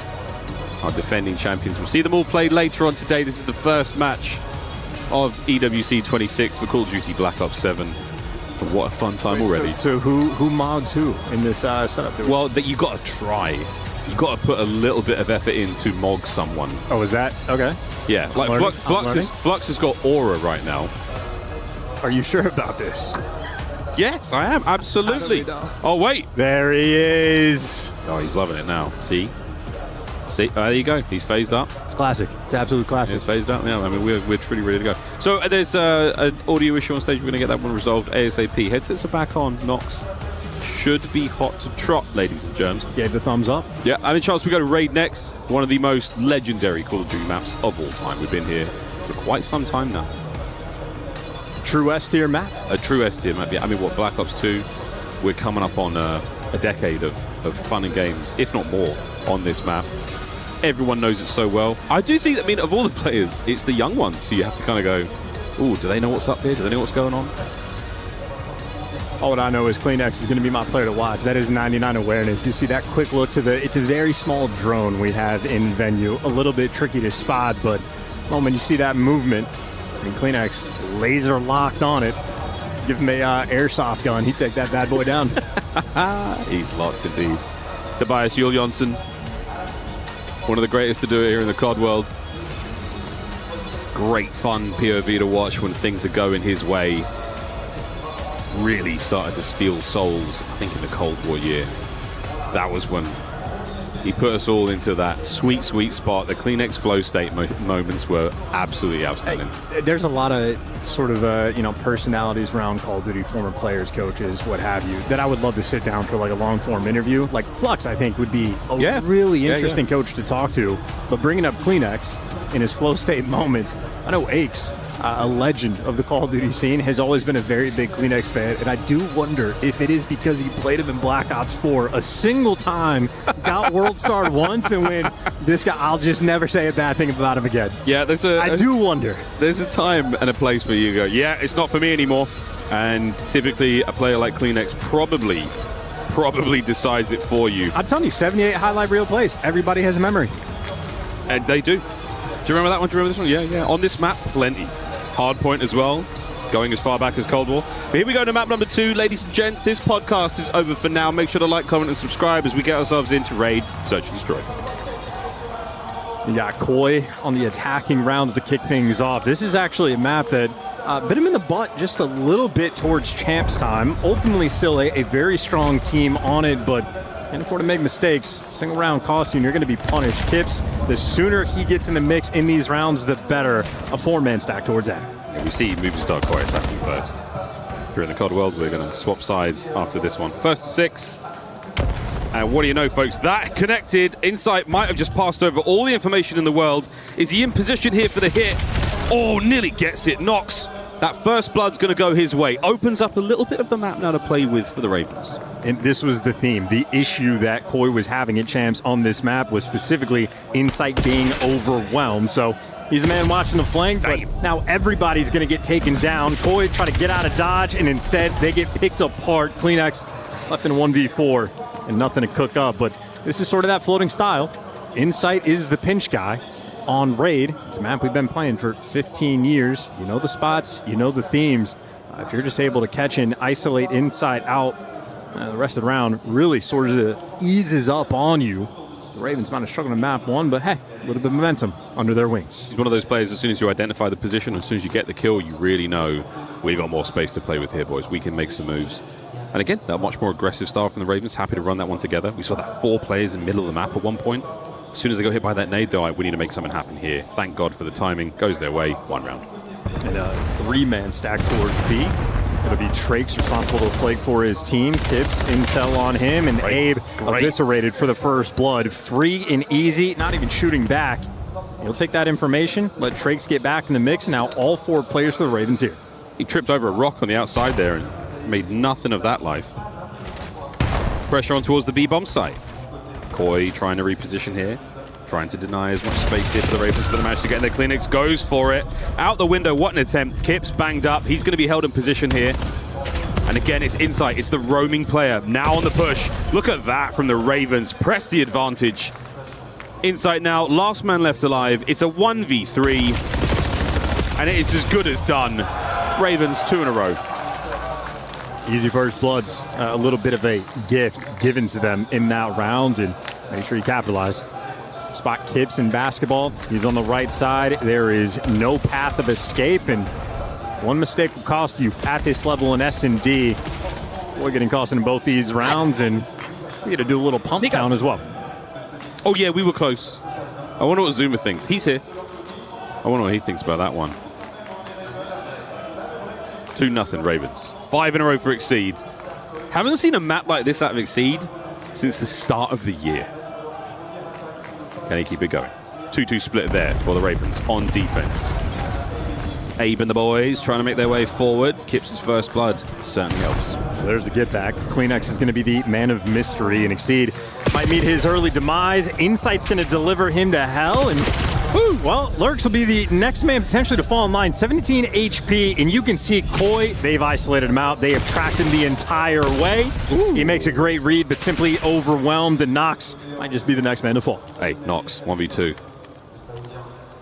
He's out. He's nobody home for now. The bomb will be planted at B, most likely. I think the boys have an idea of where he is. Is it going to be a fast plant? Yes, it is. They know well. Kleenex and Abe, 2v1. Nox. Retake's got to be fast. Can he catch a kill? Sure can, 1v1. Nox goes high. Look at the lovely movement to set himself up for what is nearly a fantastic round. has the NPC, both weapons, and he's going for the full wrap. It's clean. It's going to meet him here. Staying bottom bed. The oscillation back and forth to timing. Spotted out. Fights on. Kleenex. What a play! Nox keeps the run going. And a 2v1 to make it 3-0. Momentum killer. Koi finally get a first blood, finally in a good situation in the round, and then a 1v2 where they just do not shoot back. Koi does everything right, but they get caught. Nox, you see it, 100 HP. Next gunfight, Nox, at the end of it, 100 HP. Not fun to lose a 2v1 without shooting a bullet. Ravens fans coming in all different jerseys today, whether it be London or Paris. 3 rounds in a row here for the Ravens, and Nox finds himself on a 3 spree. Lovely nades there through mid, lots of information passed over. Kitchen blown to pieces, smithereens if you will, as is tradition here on Raid. B-bomb site attack, and Abe catching the timing. Take that freebie first blood. Another opportunity for Koi to get in the mix for the round. Kleenex, intel on everyone, and more free kills running through.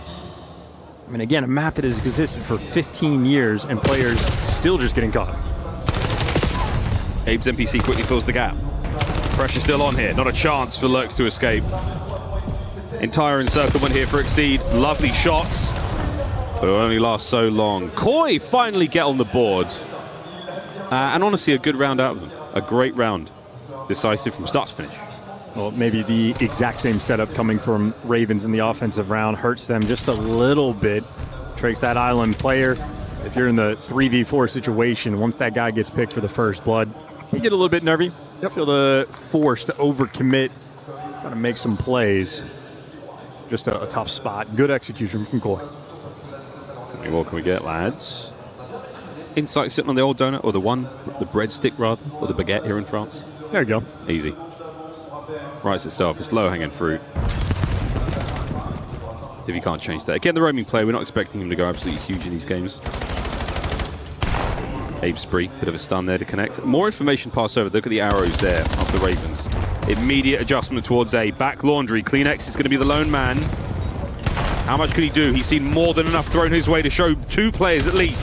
What a gunfight. Lurks is good for the first blood. Kips on the immediate back pedal. Abe from steps. You've got the setup here. And the middle of the map wide now open for Koi to play with.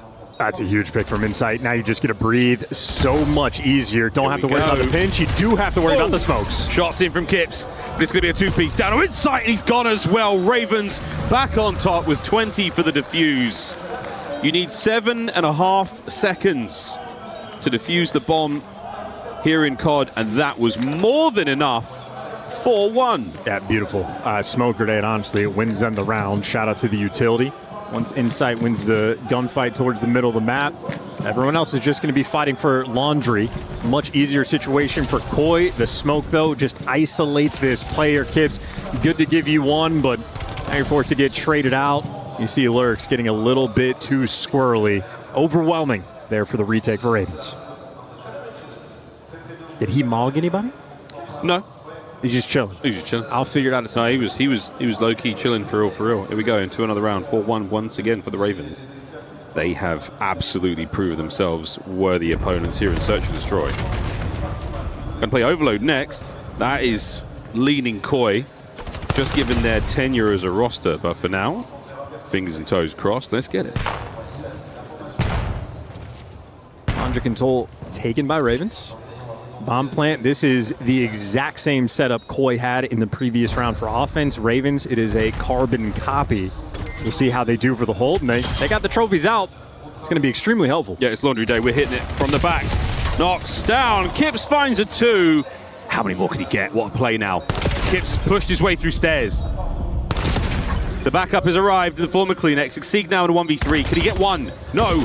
The second man, Kips, takes a pounding, but 3 in the life and the defuse. What a wonderful amount of points to get there. On track for the Hellstorm. Hey, yo. Not too shabby. Great job on the retake, and I think a moment for Carolina Royal Ravens where, I mean, you saw the idea. They were trying to work that Eiffel Tower strat, but it took them way too long to figure out what they actually wanted. Players jumping back and forth, and you hesitate in Call of Duty, you will get punished very quickly. This is August. You think we'd be prepared in these strats a little bit more, but that's not going to be the case, Miles. Koi, sign of life, moment of opportunity. We love surprises here in the COD world. 4-2.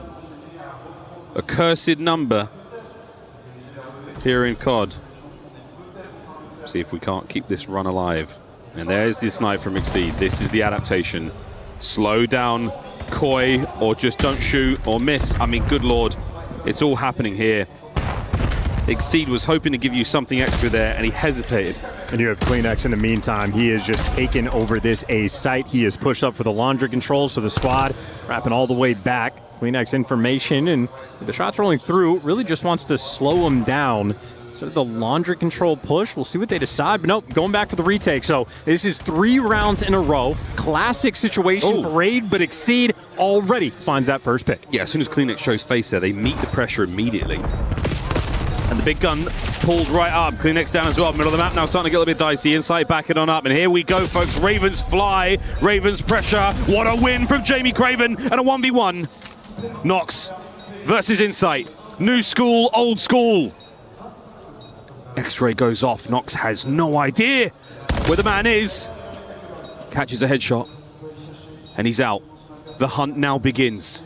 Time ticking. Nox must find the kill. Insight has done it. No time for the defuse. It is 4-3. Age is not just a number. It is a level. He's experienced. Absolutely outstanding. Inside a high-level player, you play the patience game against him, you're going to lose it every single time. You got nice teamwork coming through. Abe, I think, got tags on that second player. Insight calling out for help. So teamwork from Insight and Abe on point. Insight good for 3 in the round. And again, for the 1v1, just stones. I think for Nox, you do have to sprint at Insight. That is your key to success. You got to fly. You don't have the time to get back for the bomb to hit that defuse. A difficult thing to do, nearly impossible against some of the best players. Insight's 3 in that life. Handy dandy indeed. Comeback is on. 4-3 over to B.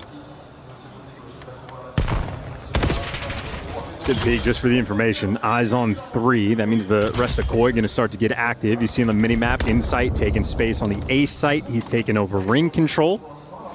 Kip survives, make it out towards basketball, in the middle of the map being held by Kleenex. So Koi, all the information, all the opportunities here, and there's the teamwork. Abe sent on the chase, gets the first blood. Kip's been the man on pool duty for so long now. Oh, he saw more than enough there. Shots in. Pressure still here. We're not giving up the position by B for the Ravens. Trakes is still carrying bomb. Movie star Koi back up a bit. Give them some space to work with. Oh, you chase Insight. Here's the teamwork. Kleenex lying in wait. His duo. Long time duo. And he's good for 2. Exceed now alone. 11-4. Caught in a trap. 4-4. Equalizer found here on Raid. Now all the Koi players doing their job. Information taken towards the middle of the map. Space taken towards ring when you need it. Just a classic round of Call of Duty. And of course, while Insight was the man sort of made the bait over towards Zig, Lurks actually does the right thing to check this angle, but Kleenex wins the first gunfight. Everybody else looking the wrong direction. The tissue, still an issue. Always an issue. I mean, the day he is no longer an issue, what a dark day in COD that will be. You're talking about, what, 2046? About that. Yeah. Black Ops 10. Black Ops 17. Lovey 3, still there for Insight. Kleenex, what a round.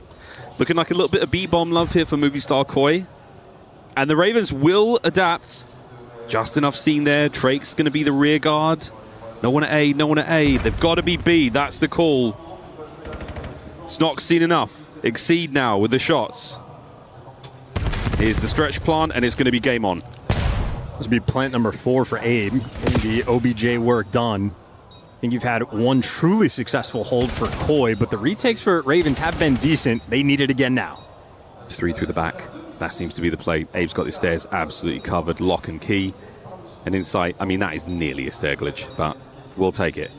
He is crouching. Opening shot's good enough. A 4 spree. Here comes Kips. top spot. Massive damage. There's the first kill, but not the man he was initially fighting.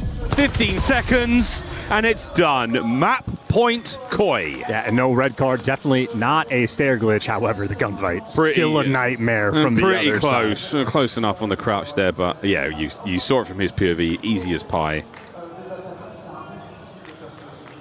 It's funny watching Warzone last week. Oh. We don't adhere to the gentleman's agreements in Warzone chants. I can't. Let me tell you, bruv. Let me tell you, it was lit. I can only imagine. Let me tell you. You mentioned that cursed 4-2 lead. Yeah. The reason it's a curse is look at it now. Yeah, look at it now. Map point Koi.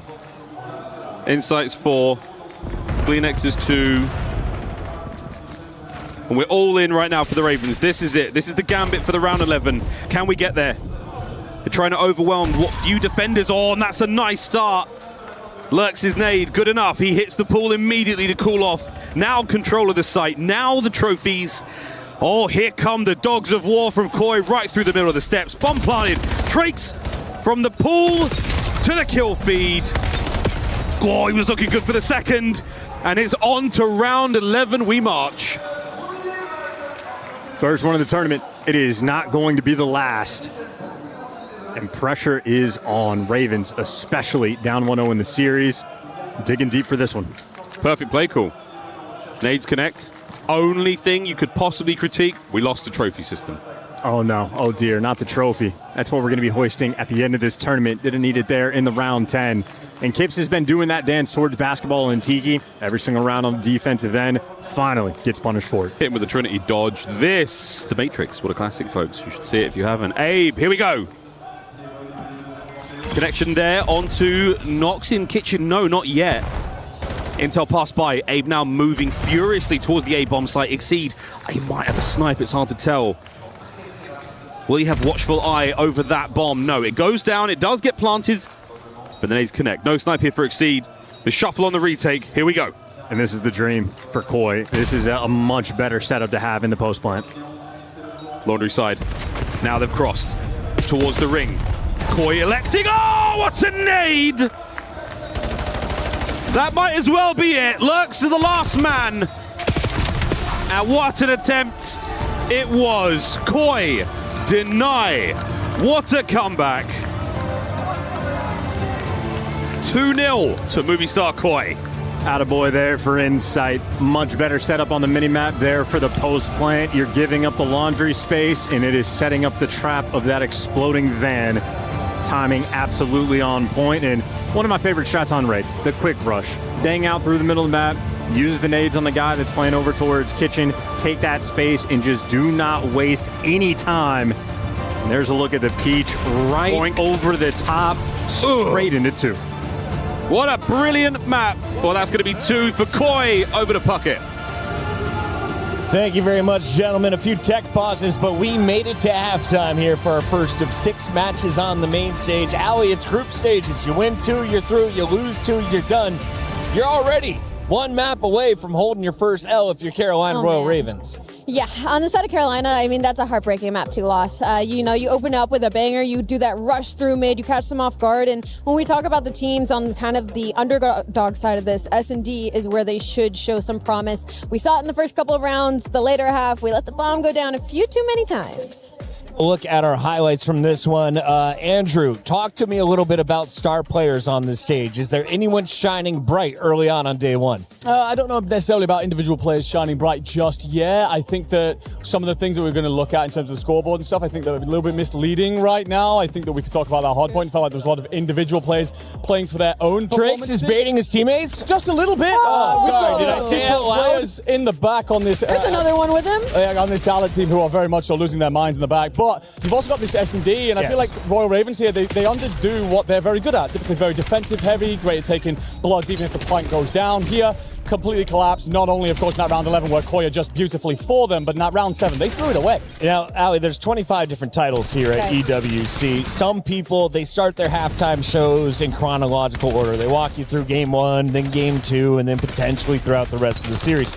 And God, we need to show you guys what's in the tip of our brains, which was this game 2, and then we'll go back and remind you the game 1 highlights before we get into our game 3 respawn. So Search and Destroy plays different from all the other game modes. If it goes the distance, are Koi the easy favorites, or is this the best chance if you're Carolina? No, I think Koi are now the easy favorites. I think Carolina had opportunity in that map too, in that Search and Destroy, and unfortunately they kind of let it slip out of their hands. And when you're heading into an overload, that's Koi's strongest game mode right now. Their hardpoint actually hasn't been that strong, so they dominate that map number 1. Now they're going into another respawn, this map number 3. It is not looking good for Carolina. And let's take a look at that map 1 highlights, because if you're looking for some of the better plays, you're going to need to bring it in teamwork. You need to trade kills, right? When you're low, you got to slide out anyway, Andrew. I felt for Lurks out there because he's got his dynamic duo alongside him. He brought into this team. Doing his trades. best. And you're just like, that guy's getting hung out too dry. God bless. Someone needed to step on the point. Exceed as well. I mean, both players are trying to play the game fundamentally, rotate for the hard points early. It seemed just to be a battle for scrap time and kind of mid-map control without any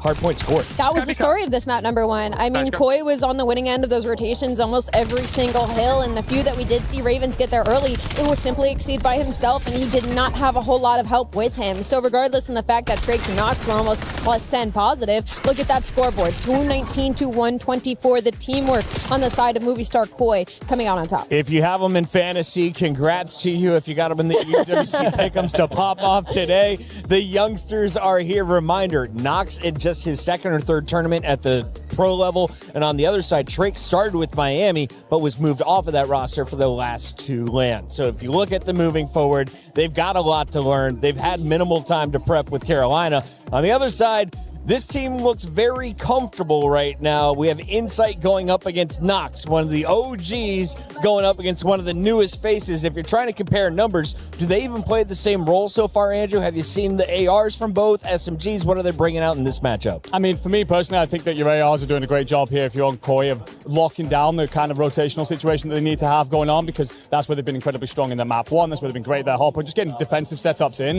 The SMGs are getting pushed out very well, and it feels like they are working as a 2 on Koi, very much so separated if you're on that Raven side right now. It's ugly to watch.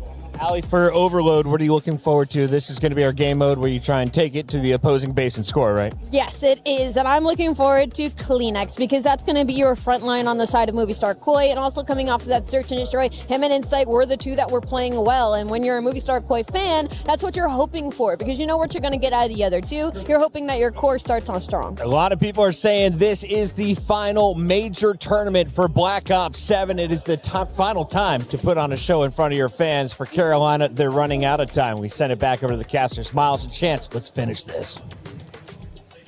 Finish him. Wrong game, but well could be what happens. Is it here? Yes, it is. Well, no, I don't know. No. The other ones are. I know Street Fighter for sure. That was great. Taking second place right now. The chest throws me off so much. I can see it. Just like the corner of my eye. Locking back into the game. You don't want to talk about Andrew Tang? Hey, he was Penguin? He was at breakfast today.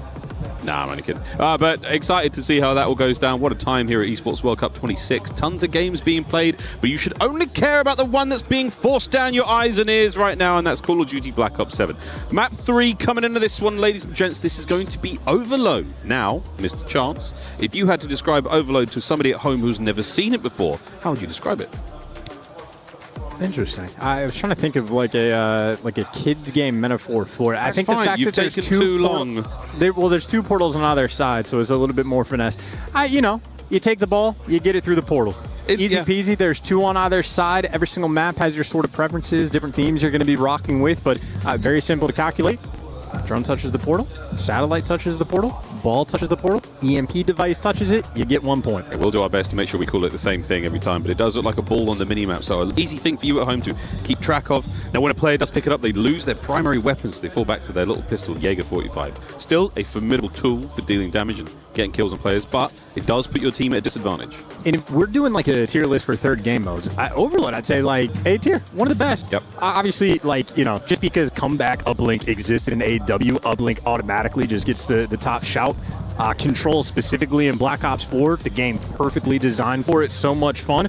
Overload, I think, has been a fantastic addition. Yeah, incredible. Enjoyed it from the start of the year. You get to watch the sort of like development of different strategies, the evolving ideas from the players over time, and even like thematically, different teams bringing different ideas to different maps and sort of like hammering out your own style. It's been a ton of fun. Enjoyed to watch it this year in Black Ops 7. Really exciting moments. highlight plays, you name it, it's all been there.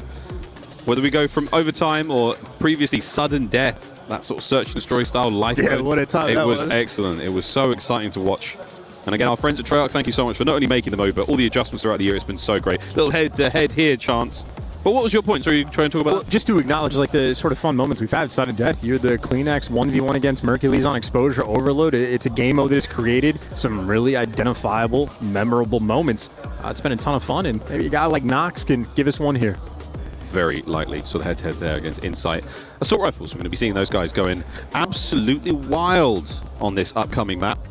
And this is match point for Movistar Koi. Win this, and you bin the Ravens in the group. Win 2 advance, lose 2. Here we go. Gridlock Overload, map number 3. And I tell you, you see the 0-1 record for Koi. It is certainly a map that they have enjoyed playing, but specifically for Hardpoint and S&D, I don't think that 0-1 record is necessarily going to show. I do think if Koi gets an early lead, it'd be devastating. I think the way that you can play around it, it is only a central device spawn on top of the bus. It is permanent, and I think that is sort of a situation where a guy like Insight will thrive. Oh, I just have to L-trigger and a credit angle top broken and never let you pick it up? Bet. I can do that all day. That was a great COD Kid sentence. This is, wow, yeah, I'm sorry. It was, wasn't it? No, it's fine. If we ever go on camera, I'm going to mog you. Not if it requires effort. I apologize. It's never going to happen, boss. That was the most outstanding Gen Z conversation I've had in quite some time. Abe, great shots to start things off. This is what you want for Movistar Koi. Mid-map control, a 2-man flank, and they've lined up for Jamie Craven, and he's picked up the pair. Yeah, easiest L-trigger he's ever going to have. That is what he does the best. Kleenex, smoked. Yep. Ooh, and Kips, yeah, bites off more than he can chew, so shout out to Lurch, just saved his team a point. Yeah, that's an ideal spot to be in right now. As Exceed, quick pickup, advancing forwards here. You've got the numbers right now for the Ravens. Attack right through the middle. Kips trying to go over the top. Can he get any more out of this? It's got very ugly, very quickly. Reinforcements arrive, and they're snuffed immediately. 4 dead for the Ravens. Yeah, Lurks makes a hero play, but then the entire team of Koi delivers on the flip side. Now you're going to be trying to take the device to the A side of the map. A little bit rare to see on Gridlock. Most teams go in this direction. Prefer to attack B, but it's going to be a slow approach. But as Keeps gets these building control, only one more man to beat. Say no place for no heroes, Nox. Locking it down like a fort, but we've broken in. Insight pickup, and it's good. 1-0.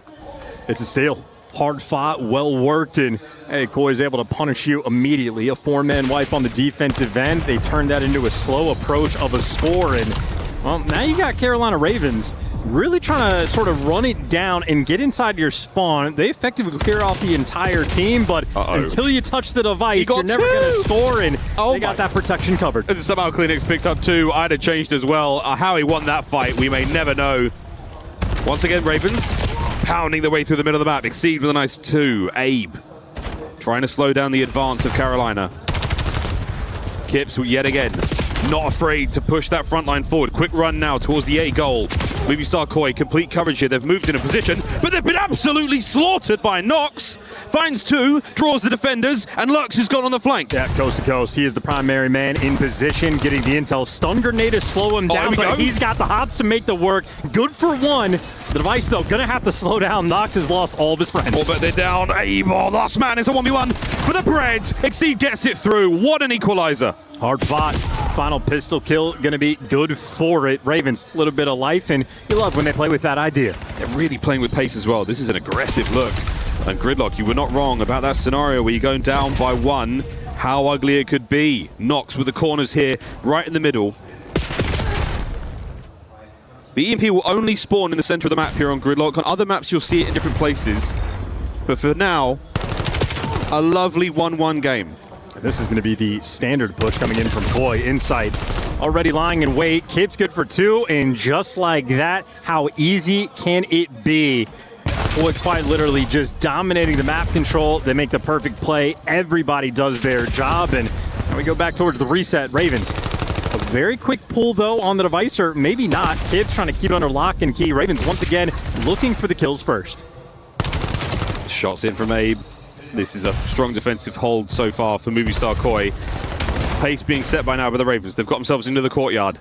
Abe's got to find 2 here. Insight over his left shoulder. Wonderful moment. There's Kleenex. Finds the angle. That's the space push purchase now and the push forward. for Movie Star Koi. You have managed to dodge the damage. Lovely back and forth, and this is not over yet. Inside though, ironed up, last man to beat. He's good for 2. Yep, the final sort of man with the stronghold, getting his team those close side squad spawns. That's exactly how Koi like to play. You have the safety net of the back line, and now they're going back to their original offensive play. Kip's taking so much space towards Broken while he gets caught for Insight, nowhere to go. He wants to back down without giving away his life. A delicate moment, but he's escaped. This is all just good possession though. Movie Star Koi back to mid, maintaining control of the EMP, not letting anything get away from them. Right now with 40 seconds to play, they've got the chance to make a hit happen. Here we go, Kleenex. Oh, what a snap. Good for 2. Numbers are still here. Koi, this play is alive. Number 3, last man to beat.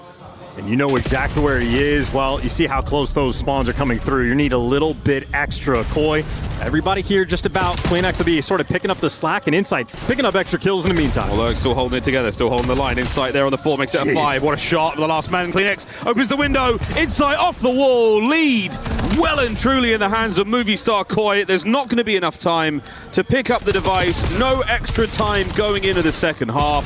3-1. As we swap sides, that's as good as it gets. And I already know, I see a kill like that from Insight. I'm making note of it. What side of the stage is he sitting on, and in what position? It is number 3 from the left. I like that PC. That's a good PC. That's a good PC. I like that one. That's nice. This one's feeling good. Those green Ethernet cables. I've seen them. I've seen them. Did my sister walk in the room? Did it mess with the internet? Threw long barrel on. Yeah, hell, dude. Yeah, look at you go. Yeah. Look at you go, man. I know. I've been here a minute now. I've been here a minute. Speaking of a minute, my sister walked in the room. That's about as long as we're going to get on this halftime break. Another 5 minutes to play of Overload. We swap sides. Movie Star Koi with the lead and the listening. Logan's gonna be right. You're gonna trophy where? P1. Okay. Nailed it there on the pass, okay. Nading? One shot. I didn't hit it. Pass you. One tall, right today. One's weak, there's up P1. Naded, hard naded. There's 3 here, there's 3 inside. One tall, 2 by P1. Wait. Out of showers, let me guess. Close, sweet guys. On the way. Go in. There's 2 hole. Okay, I'm one shot. Go small. Hard up. Still hole as well. Hole on the side. Yeah, underpass though. Is he out? No, he's so smart, run away. I just fucking mantled. Two out on unit. Backed up, set. Nice, P1. Box is right side, one left side. Right side banging, I think. Banging me, bro. One more close side. Here's your left side, try to take one left, one close. Nice, bro. Look for one. I think he's left on me. I killed him, but I'm ironing ice cream. Could be P1. I'm ironing ice cream. P1. Yeah, right side. Right side. Heady, weak. Nice. Charming. Max. One shot, fucking P2. There is a sec. Left side mid, left side. 2v2. They're aping, or one's aping left. Right side, P1 as well. Right side, once. Gonna be ice cream.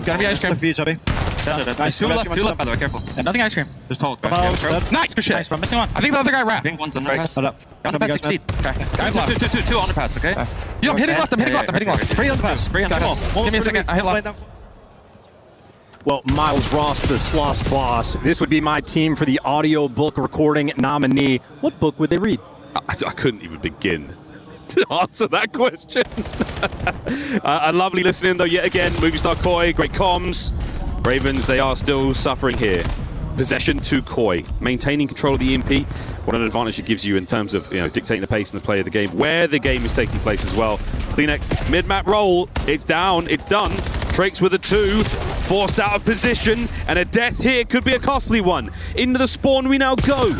Koi digging in as best they can and as fast as they can, and Insight criticized for being a slow player. It's a speedy 2-piece. Always in the right spot at the right time. The safety net for the squad, and that is going to get you cut down along the way. Device control immediately back in the hands of Koi. That's what you love to see. Right back in the hands of Koi.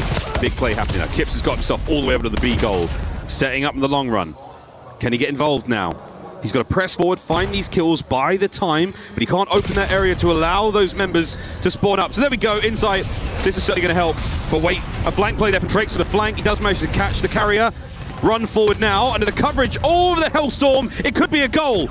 It could be a run.